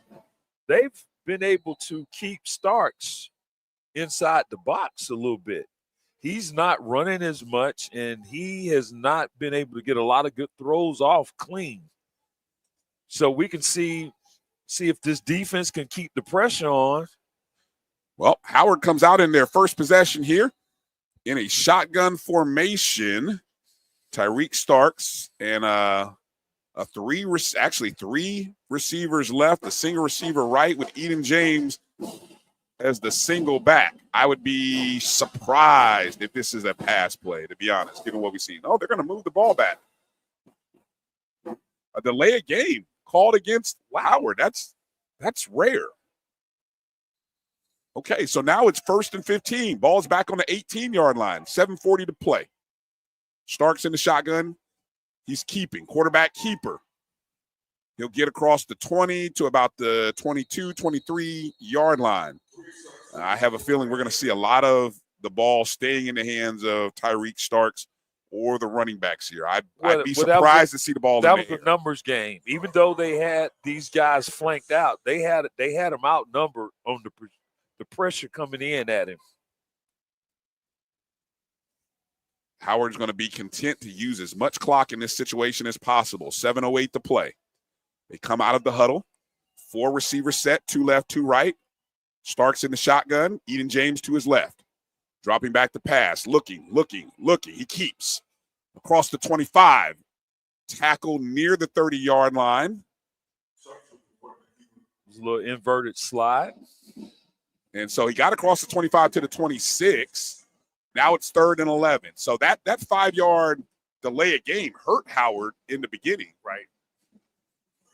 I'm a little surprised that Howard is going out of the shotgun to run and not really just more so being in that RPO or just bring the ball up under center. But if you notice this, they're not throwing the ball because if you throw, you're going to you don't want to get FAMU has no timeout, Right. so you don't want to help FAMU by giving him timeouts. Back in the shotgun again, 6:15. Blitz from the outside, avoids it, pressure. He's throwing deep to the sideline, out of bounds, and some pressure by FAMU forces Tyreek Starks to throw the ball out of bounds. So FAMU gets what they want. They get the clock stopped with 6:08 to play. Not the best decision that you want to play when you're playing clock management. Yeah, Starks did a great job of avoiding. Yes, he did. Avoiding that potential linebacker, defensive lineman, Latari Kinsler. So on the kick is Liam Allen, probably his most important punt of the game. Back to receive is Jalen Rogers, standing on his 35-yard line. The kick by Allen. It's going to the left. Rogers calls fair catch at the 41, 42-yard line. He's been playing with a seatbelt off the whole game, running at every ball. I'm surprised he even yielded a fair catch on that. 6:02 remaining in the contest. Howard 7, FAMU 6. The Rattlers will have the ball on their own 38-yard line. We'll step away for a break. You're listening to the Invesco QQQ Orange Blossom Classic on the Black College Sports Network. ESPN Events presents Red Lobster Band of the Year, a title reserved for elite HBCU marching bands. A season-long competition that culminates in Atlanta on Friday, December 12th. Drum majors, percussion, drill, auxiliaries, musicality. All aspects will be examined by the toughest judges in the world of college bands. 4 will qualify for the big stage, where national champions will be crowned. Follow us on social media for rankings updates throughout the season. And join us in Atlanta on December 12th. For event and ticket information, visit bandoftheyear.com. The human voice has always connected audiences with experiences. Major brands all across America have trusted Kever's voice time and time again. Conversational, powerhouse, intelligent, and sincere. That's the voice you need for your creative marketing process. KEAVERSVOICE.com. Kever's Voice, Kever's Voice, KeversVoice.com. Always on, all the time. Get ready for the inaugural Unity Classic, Saturday, September 13th at Nathaniel Glover Community Field and Stadium. It's a clash of the Virginia Union Panthers of the CIAA and the Edward Waters Tigers of the SIAC. Plus, an HBCU band battle between the Edward Waters Triple Threat Marching Band and the Virginia Union Ambassadors of Sound. The inaugural Unity Classic goes down in due fall. The Cuvée Group is a Florida-based marketing and training consulting firm. We help businesses communicate to their target audience and engage them in conversation. We also help to expand their audiences, which will ultimately result in growth for those organizations. In addition to being a certified constant contact specialist, My colleagues and I are also certified in John Maxwell Leadership Principles. We use these proven principles to conduct workshops, training, and private coaching sessions for individuals and companies looking to take things to the next level. Contact us to schedule a free consultation. Issues today, don't delay, call Cuvée. History? Yeah, we built that. Pride? We fuel that. And on August 30th, we run that. Two powerhouse HBCUs, Howard Bison, FAMU Rattlers, one legendary showdown under the Miami lights at Hard Rock Stadium. The energy, unmatched. The culture, undeniable. The vibes, straight HBCU. 2025 Invesco QQQ Orange Blossom Classic. Get your tickets and book your hotel now at orangeblossomclassic.com. Saturday, August 30th at 4 p.m. in Miami Gardens. 6:02 remaining in the contest. Florida A&M has the ball on their own 38-yard line, trailing 7-6. They have no timeouts after forcing Howard to punt. R.J. Johnson is the quarterback in shotgun formation. Thad Franklin, single receiver or single back. Goldie Lawrence to his right on the short side. Twins to the left. Double tight end formation. Looks like there's now a change for the Rattlers. They move Franklin over to the left side, so the protection is heavy on the left side. Inside handoff to Franklin. No, it's deflected. So Johnson tried to catch Goldie Lawrence going across the middle on a slant route, but it was deflected. Man, I'm not sure did anybody catch that. It should have hit the ground, but that almost turned up to be an interception. It's deflected at the line. Oh, no. Whoa. Did Lawrence come up with catch. that? That's a catch between the legs. What a catch by Goldie Lawrence. If that ball deflected, and on the deflection, he comes up with it somehow between his legs. They're bringing it back. They're not going to give him that. That's tough. Wow. That's a tough break. The ball is between his legs. From our view. Well, somewhere they're saying maybe the ball is in the air. If it hit bounces off his hands, he catches it between his legs. That ball never hit the ground. Yeah, the ball didn't hit the ground. He caught it with his legs. I don't understand how that's not a catch, but that's probably the best non-catch you might see this weekend. 2nd and 10 for the Rattlers. Johnson in shotgun. Oh. They go out to Ritter, right side, up the sideline. Oh, there's a flag. There's a flag. Oh, they're going to call a flag on Goldie Lawrence holding the wide receiver. Oh, my goodness. Ritter had got all the way down to the 30-yard line on the tight end screen. But I think they're going to throw a flag on the wide receiver holding on the sideline. Oh, man, you take a nice little fullback catching a pass out in the flat like that.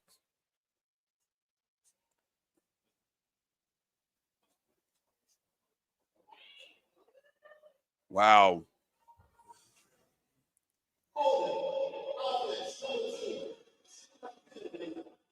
Oh, that was crucial. Wow, holding a 10-yard penalty, a replay of 2nd down as Ritter comes from the left across the front.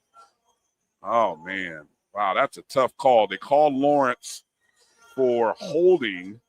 Excellent play by your quarterback. Man, that was a good run option read to hit the fullback coming out of in the flat.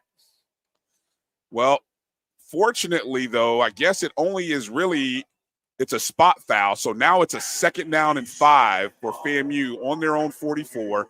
5:25 remaining in the contest. Johnson fakes the handoff, goes to the sideline, hits Jalen Rogers on the sideline. Beautiful play and throw, and a 1st down for FAMU. Ball spotted at the 46 in Howard territory. They haven't called that play since the first half. That's a great throw, great read, inside fake handoff, and Jalen Rogers, they find him quickly on the sideline.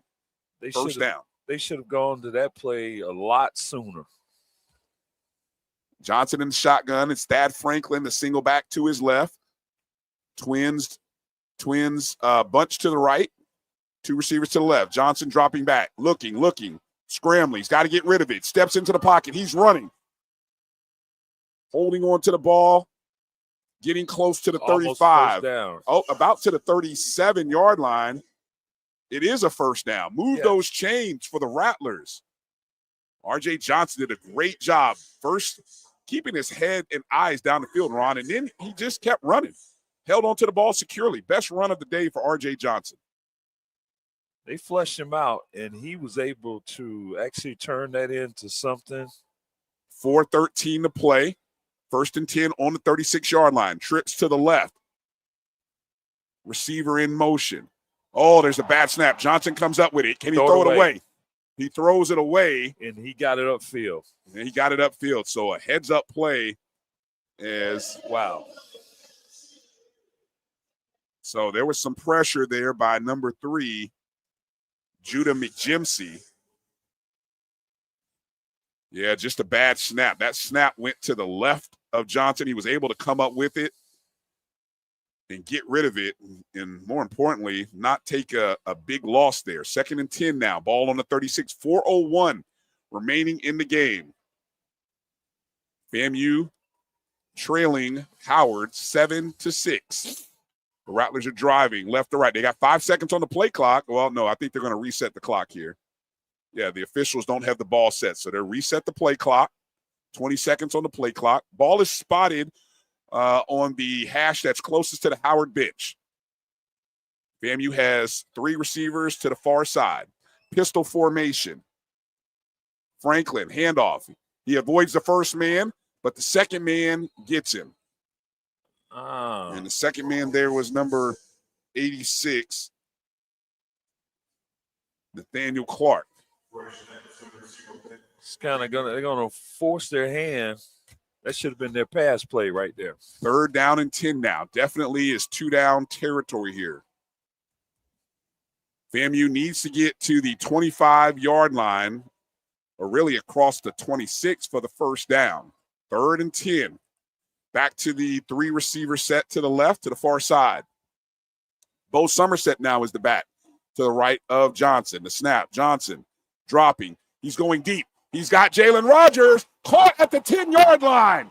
Jalen Rogers, the best throw of the day by R.J. Johnson, and he finds number 1 on the sideline right near the FAMU cheerleaders and band.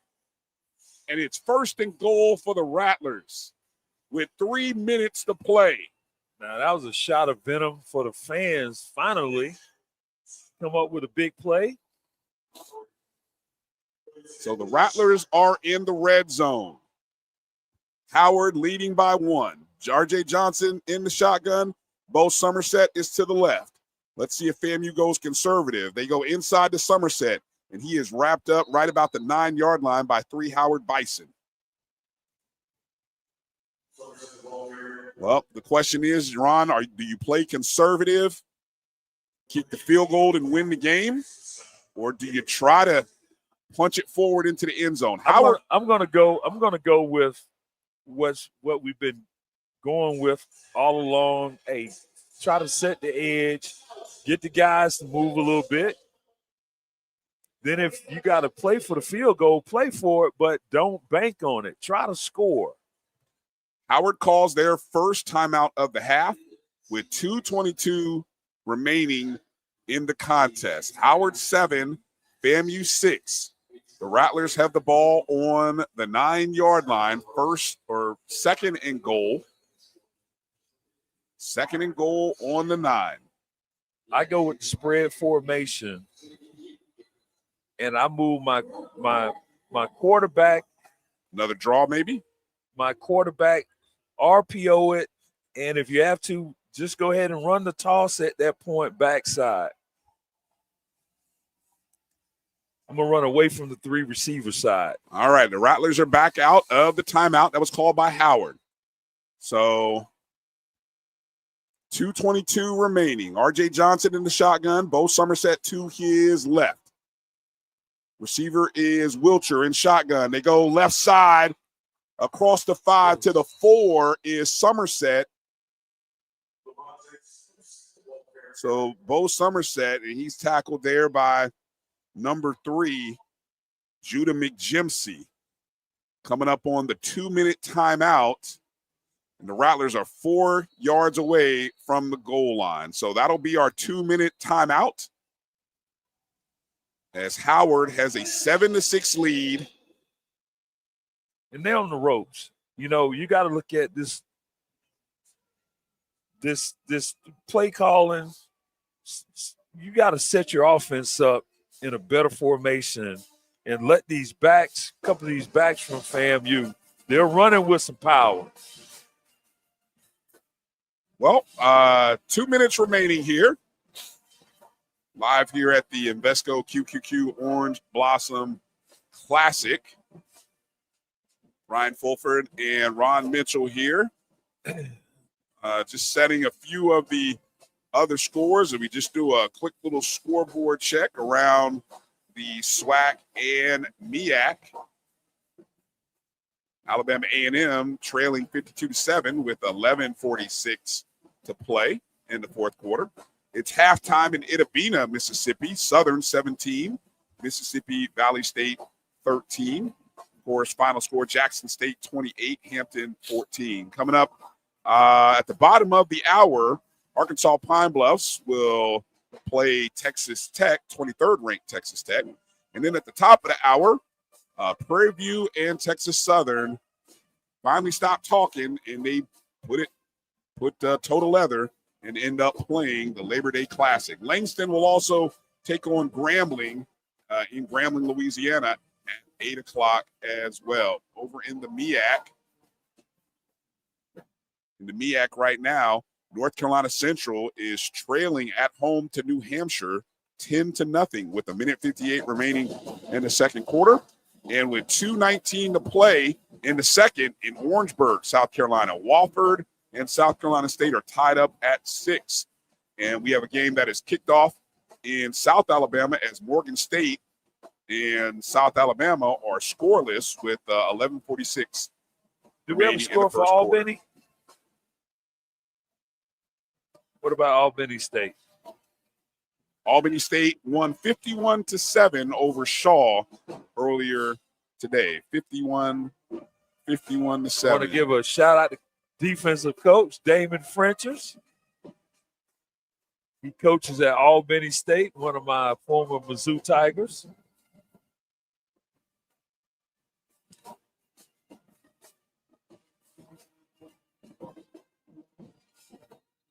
All right, the officials are imploring everybody to come back out on the field. So it'll be interesting to see what the Rattlers do here.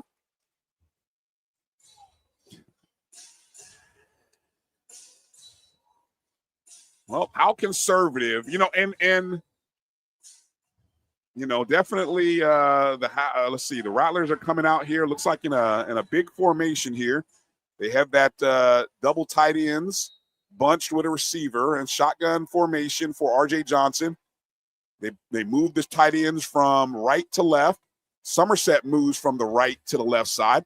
A toss to Somerset, left side. He picks up a block, and he is stonewalled, stopped at the 2-yard line by Howard defenders. But this is smash mouth football right now. We got an injured Howard Bison. This is what I'm talking about. Well, we've got a couple of injured Howard Bison down on the ground. Yes. Oh, this is a tough break right here for Howard. As two players are down. One looks like maybe cramps related.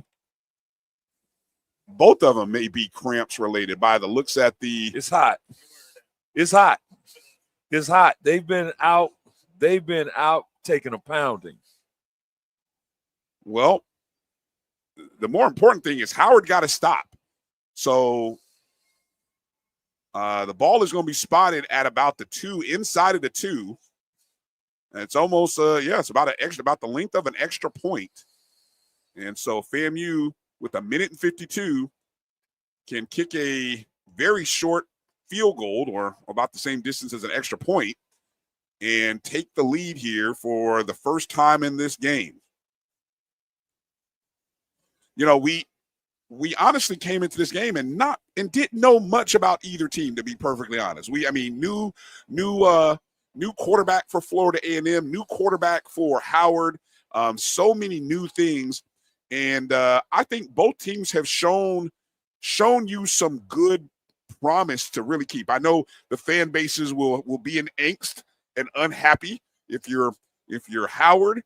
There's some things. It depends on how this outcome and what happens here. If you're Howard, you're there's going to be some angst, and of course with Florida A&M, there's always angst when things aren't looking sharp. Obviously this is not the fourth game of a season, Correct. but this first game, you're trying to iron out a lot of kinks, see what plays work, what plays don't work, and you look at who's going to step up and make some plays, and you figure out we haven't had any serious injuries to come about. But right now, this is all about just the conditioning phase, which is also what we vision this at some point. It's going to be a heat factor in conditioning. This is not practice. Caleb Gallup, defensive back, is one of the two defensive players, and the other one is number 5, Jaquavion Smith. So they were eventually able to walk off the field, and the Rattlers special teams will have to line up and kick this extra point. Man, they're playing Kev's song. I see the fans are moving a little bit. So here comes the special teams unit. Here we go. Daniel Porto. The Rattlers are 2 for 3 on field goal attempts today. This is by far the shortest distance. He is on the left hash mark. Now, Howard has 2 timeouts, so let's see what happens here. Got to get a clean snap and hold. The snap, the hold, the kick is up, and it is good. Florida A&M has taken a lead 9-7 with 1:49 to play.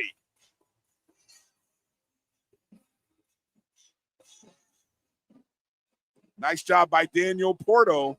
Probably should get some considerations for MVP if this game holds. That was a very impressive drive. They held their composure. Right. That was a good long drive by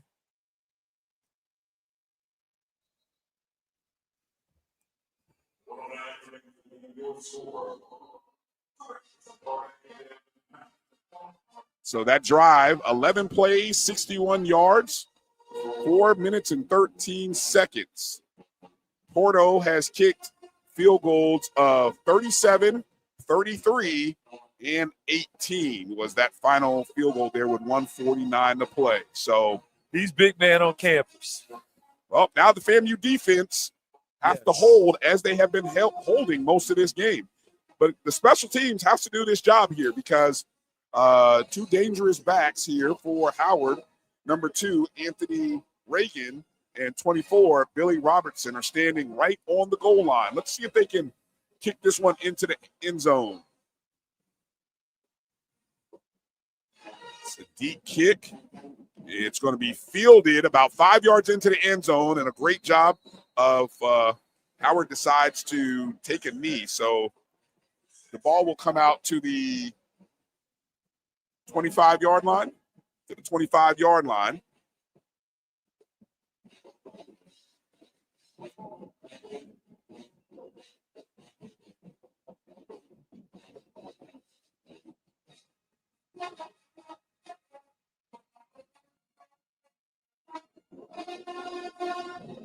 One minute and 49 seconds to play.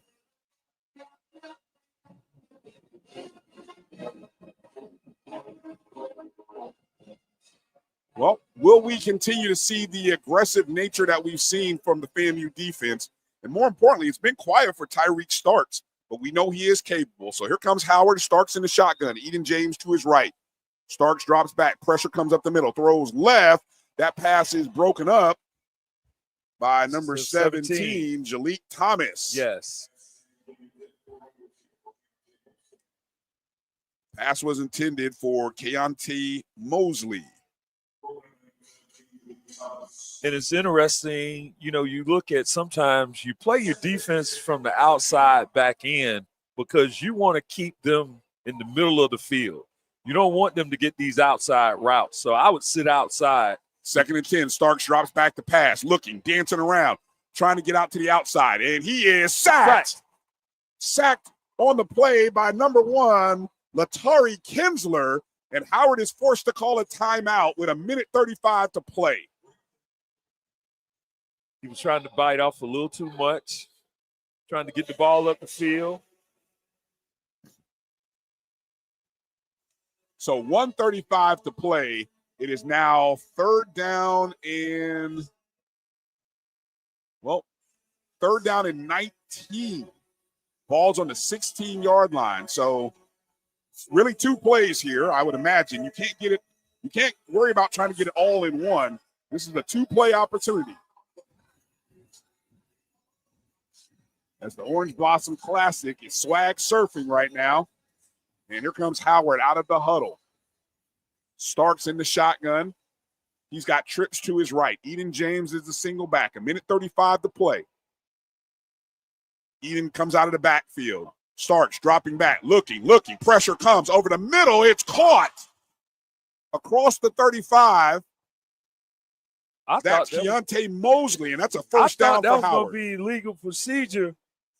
Yes, that back was like he was playing Canadian football. 1:25 to play. Ball is spotted at the 17. Low snap. Starks looking, dropping, pressure. He finds Eden James. He breaks out of the tackle across midfield, avoids another tackle, spins. He's down across the 50 to the 45, 46-yard line, and there is a Rattler that's down on the field. Slow to get up is number 1, that's Terry a bad Kinsler. time. Bad time to get a cramp or injury right about now. You're giving Howard enough time to come up with something. Mm-hmm. So ball is right across midfield at the 49-yard line on the FAMU 49. 1 minute and 13 seconds remaining. Yeah, sometimes you have to say taper aspirin on it. I need you to get up, son, because Howard right now is trying to – this is when you probably try to put 2 or 3 plays together and come up with how can we get down close enough to call a timeout and go for a field goal. Correct. Well, I was going to say, how far to what? I mean, obviously, we haven't seen Howard kick a field goal yet, so this may be a hard question. But where would you ideally want to get in terms of field position? I'm going to say if you get to the 25, 25. Okay. You get to the 25. Okay. I'm not going to say 40-yarder. Yeah, you get to the 25. You know, I'm going to say if the ball gets up, it's going to go a little bit. So getting to the 25 would make it about a 42-yard field goal attempt. I was gonna say the 30, but maybe that's a little much. So yeah, you don't want to bite off too much. You get it to the 30, that's about a 47-yard field goal. Yes. All right, so 1st and 10. Howard still has no timeouts. So Howard has no timeouts left. 1 minute and 13. Tyreek starts in the shotgun. Eden James to his right. Trips to the left. Single receiver to his right. Low snap. Starks comes up with it. Here comes the pressure up the middle. Screen to James. Avoids the tackle. Up to the 40-yard line. Breaks through the secondary to the 35-yard line. Now, one thing about it, this FAMU 38-yard line. They should not try to go down on the ground tackling at the ankles. You need to wrap up around the shoulder pads. Twice now, James has avoided tacklers. 53 seconds remaining. Ball on the 38-yard line. FAMU needs a stop. Snap to Starks. Looking. Finds a receiver on the sideline. That's Keontae Mosley. He gets out of bounds with 44 seconds left. Ball is spotted at the 34-yard line. Well, Ron, you mentioned they're getting closer to that range. Right. You need to play from the outside back in. Keep them in the middle of the field. Neither team has timeouts right now. So right. if FAMU can keep the ball in play, they're running clock. Howard obviously will probably be looking to try to get to the sideline. Starks dropping back, looking. He's keeping. He's running up the middle, wide open. He slides. Oh, boy. He slid at the 25-yard line. That's a first down for Howard. 38 seconds left. Ball is at the 27-yard line. And he's in the middle of the field too, Ron. Yeah, They're giving up, and the receivers. 25 seconds. Clock is ticking now. 1st and 10. Howard are they going to be conservative here and maybe just try to put something in the middle and down it? Yep, it's a short run here in the middle, but there's 10 seconds. They've got to spike the ball. 7 seconds, 5 seconds, 4 seconds, 3, 2. So they spike the ball with 2 seconds left. Gutsy. Ball is at the 27-yard line. A gutsy run by Tyreek Starks. Great job of managing that situation because that could have gone south. And now it comes into the hands of the field goal kicker, Matt Kennard. Matt Kennard. The defense was supposed to lay there. This is a 43-yard attempt by Kennard.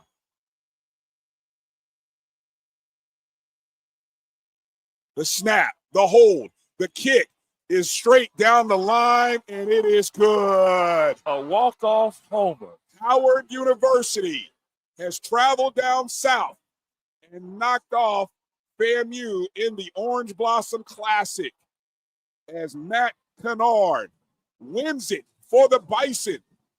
Final score, Howard 10, FAMU 9. As Howard started this drive on the 15-yard line. Yes. And drove it down on some great plays, not only by Eden James, but Tyreek Starks, who probably should definitely earn consideration for MVP. Oh, he's big man on game. campus. Then you look at some of the defensive plays FAMU defense pulled off. They had some good stops, but they kept being resilient. And the Bisons come back, kept moving the ball down the field, making some plays, and look what happens. Tyreek Starks, a Florida Atlantic transfer, grew up right here, Carroll City, not far from this very stadium, and he returns home, and he leads the Bison to a win over the Florida A&M Rattlers. Wow, they closed out a heck of a game. Oh, man, look where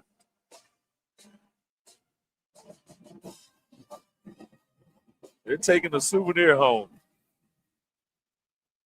They're pulling up a little grass. Oh, you got to be careful. This is Yeah, not this is Florida a big- A&M. This is not Florida A&M's Yeah, field. yeah. Howard's taking some It's turf. a big game. It's a big game in here tomorrow night. It's a big game in here tomorrow. Notre Dame in Miami. You might not want to take the turf, but I get it. Wow. Yeah, this is not Florida A&M, and it's a tough loss. The reactions by young men in a game like this are heavy and emotional. A lot of frustration here.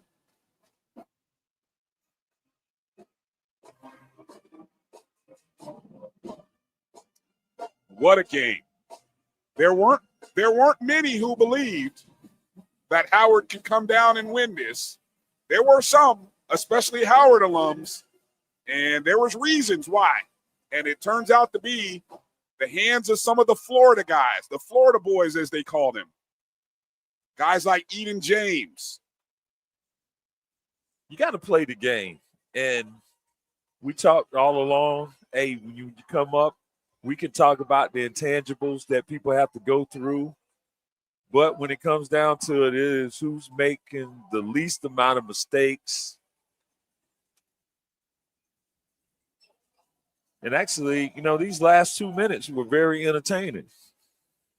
Let's take a short break, and we'll come back with a live video post-game here from the 2025 Invesco QQQ Orange Blossom Classic. Final score, Howard 10, Florida A&M 9. History? Yeah, we built that. Pride, we fuel that. And on August 30th, we run that. 2 powerhouse HBCUs, Howard Bison, FAMU Rattlers, one legendary showdown under the Miami lights at Hard Rock Stadium. The energy unmatched, the culture undeniable, the vibes straight HBCU. 2025 Invesco QQQ Orange Blossom Classic. Get your tickets and book your hotel now at orangeblossomclassic.com. Saturday, August 30th at 4 p.m. in Miami Gardens. Thank you guys for what you do for HBCU athletics. This is a fantastic avenue for all of us. This is our ESPN, so we love what you guys do. Brian, AD, Roy, all you guys at BCSN. We really appreciate what it is that you guys do for us.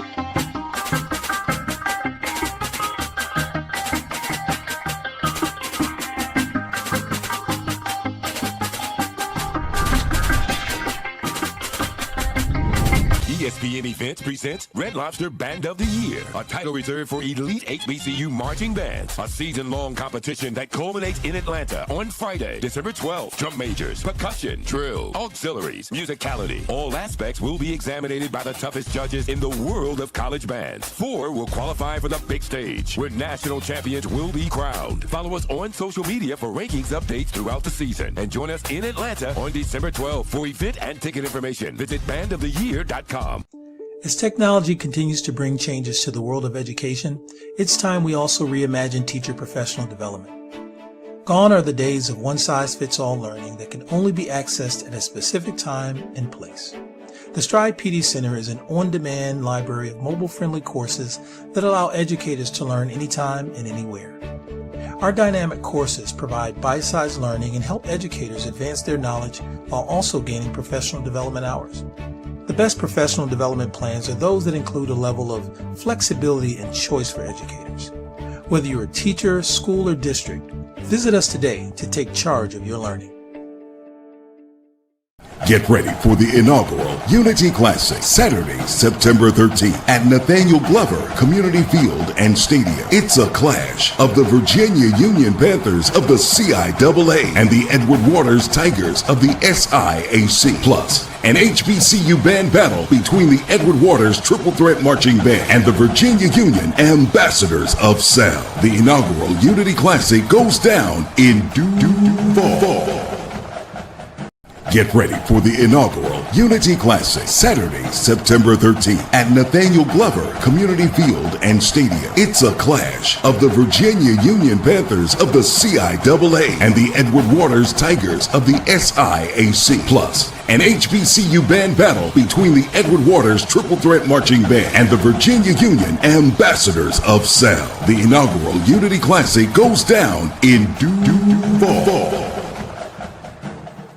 This is Brian Fulford. AD Drew and I are co-hosts of the BCSN Sports Wrap. We talk about all things related to HBCU athletics. From the games, teams, coaches, and fan interest stories, we cover it all. You can find our shows on Facebook at BCSN Sports Wrap, YouTube at MyJBN Online, and everywhere you listen to podcasts like Anchor, Spotify, Google, and Apple Podcasts. You can also find the show on the Jericho Broadcast Network's app. Make sure to download. We look forward to you joining the conversation and being a part of the show.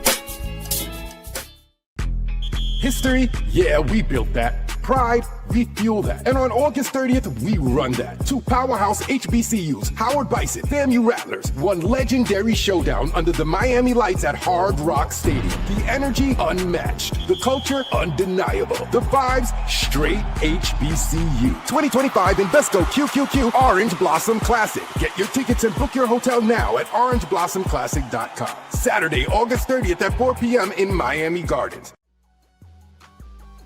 This is the Dean of the College of HBCU Sports, Kenyatta Cavill of Dr. Cavill's Inside the HBCU Sports Lab with Mike Washington and Charles Bishop. Come mix it up in the lab where the course lecture is in session every Tuesday from 6 o'clock p.m. Central Standard Time on Facebook Live, YouTube Spreaker, or the BCSN app. As we discuss all things about the HBCU sports culture, including exploring the week that was in the sporting HBCU diaspora, as well as the upcoming week of HBCU sports. With me, the Dean, the College of HBCU Sports, on Dr. Cavill's Inside HBCU Sports Lab with Mike Washington and Charles Bishop. Course lecture dismissed. ESPN Events presents Red Lobster Band of the Year, a title reserved for elite HBCU marching bands. A season-long competition that culminates in Atlanta on Friday, December 12th. Drum majors, percussion, drill, auxiliaries, musicality. All aspects will be examined by the toughest judges in the world of college bands. 4 will qualify for the big stage, where national champions will be crowned. Follow us on social media for rankings updates throughout the season. And join us in Atlanta on December 12th for event and ticket information.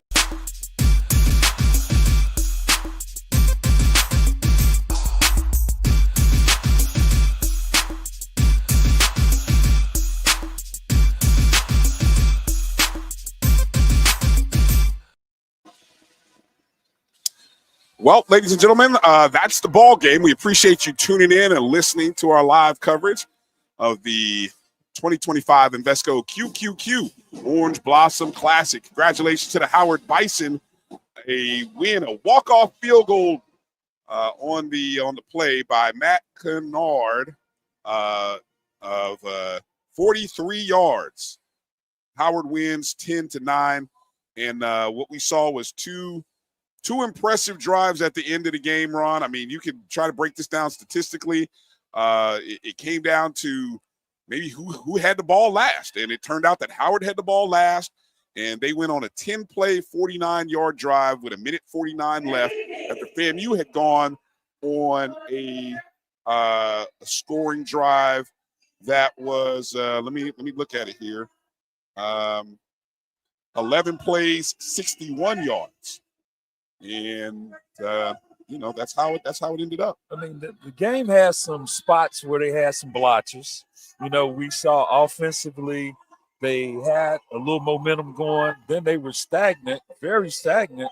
And all of a sudden, it was all about clock management and who can put a drive together and actually string off more than 1 or 2 plays to keep these first downs going.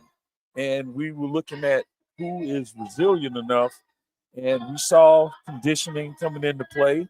We saw both sides were getting a little tired, but that's why you still have to play the game. And we saw the better team win today that wanted to come out and impose their will against this FAMU team. And I thought they had plenty of opportunities to take advantage of this Howard team. When I look at the final possessions and the final drives, and I think really when you look at the total drive charts from Howard was held to 3 and out 1, 2, 3, 4, 5, 6 times. They were held to 3 and outs. And pretty much in the second half, punt, interception, punt, and it wasn't until the end, the last drive, 10 plays, 49 yards, scoring a field goal. But flip it over on the other side. FAMU's inability to punch the ball in the end zone, probably the bigger story here. Final drive, 11 plays, 61 yards, field goal, right?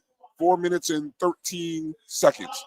The drive before that, 12 plays, 29 yards, a field goal. They took up 7 minutes and 37 seconds. And then the drive before that was 10 plays, 38 yards. It got blocked. Those 3 drives where they go 2 for 3 on field goals, difference in the ball game, and why Howard is able to walk away with championship T-shirts here at the Orange Blossom Classic. They missed a lot of opportunities on some overthrown balls. Quarterback couldn't set his feet. And then when you look at these opportunities of actually missing out on scoring a touchdown, because we saw Starks almost run away with this game single-handedly the first half. He imposed his will because he put up almost, 100 yards himself just in the first half. But then all of a sudden, they were able to contain him. They put some big hits on him, slowed him down, but then you let him gain a little momentum at the end on these last couple of drives, and it was a puncher's chance, and look what happened. I don't know if Tyreek Starks will be the MVP. He should, from right out of Carroll City, right here in Florida, transferred from Florida Atlantic, right up the road. He finished finished 17 of 28, 140 yards passing, 45 yards passing, a touchdown and interception. He ran the ball 12 times for 30 yards, but more importantly, his ability to find 9 different receivers He moved it around. He moved it around, and then at the end, little used Eden James, son of right here in South Florida, former running back, Hall of Famer Edgerrin James. He has a big day. So it was the Florida connection, the Florida boys that Howard was talking about. They end up having a big day here against the Florida A&M Rattlers. You got to give EJ a little credit. Dad has a house in Orlando too. Okay. Yeah. So, but you look at, they stayed balanced, and what we saw from FAMU was the inability of being consistent. And we saw so many miscues and opportunities that I'd say the quarterback was kind of one-dimensional, and he did moving around. A lot of the offensive sets were very predictable, and that was pretty much the outcome of the ball game. Them coming up short. Well, for Howard University, they will travel to Temple, Philadelphia, PA, and take on an FBS opponent next Saturday, 2 o'clock kickoff. For Florida A&M, they will head back to Tallahassee, and they will come back down to South Florida, and they will take on FAU up the road from here. So these two schools both taking on FBS opponents next week. A lot of Advil. A lot of tape. A lot of tape to be watched. But both teams will be looking to say how they can improve. And we'll just have to see. I'll tell you what, the MEAC coming up with 2 big wins in the first couple of weekends. Last week, North Carolina Central getting a win over Southern. This week, Howard getting a win over Florida A&M. Look, the MEAC serving notice already in these SWAC MEAC matchups already. Hey, it's all about, this first week, it can go either way. And hats off to both coaching staffs for putting the team out. And they'll work through the kinks, and we'll see better football in another couple of weeks. But this is what is expected sometime in that first game. We want to thank everybody for watching and tuning in. Thank you to Ms. Kendra Bullock and the Orange Blossom Classic for giving the Black College Sports Network the opportunity to do this audio broadcast for the second consecutive year. We hope you enjoyed it. Appreciate Ja for just Ja Sports. Make sure you're following on Instagram. Our producer of the day did a great job of taking care of us today. Happy birthday to our producer, director, CEO of the Black College Sports Network and Jericho Broadcast Networks, Roy Evans, who we let him go celebrate his birthday today. So he is off celebrating his birthday today. So we appreciate him. Also, thanks to Kelvin Rozier for being there as our spotter and helping us with our stats and everything in the background. But more importantly, make sure you're following the Black College Sports Network, my BCSN1, on all your social media handles. Of course, all of our shows during the week. You can find the BCSN Sports Wrap on Sunday. You can find the ONG Strike Zone on Wednesday nights. You can find Dr. Gaville's Inside the HBCU Sports Lab Tuesday, Wednesday, and Thursday, and the Carlos Brown Show on Saturday. The BCSN Pod Zone is where all of the shows of the Black College Sports Network can be found on iHeartRadio, Spotify, Amazon Music, Apple, and Google Podcasts. So that's going to do it.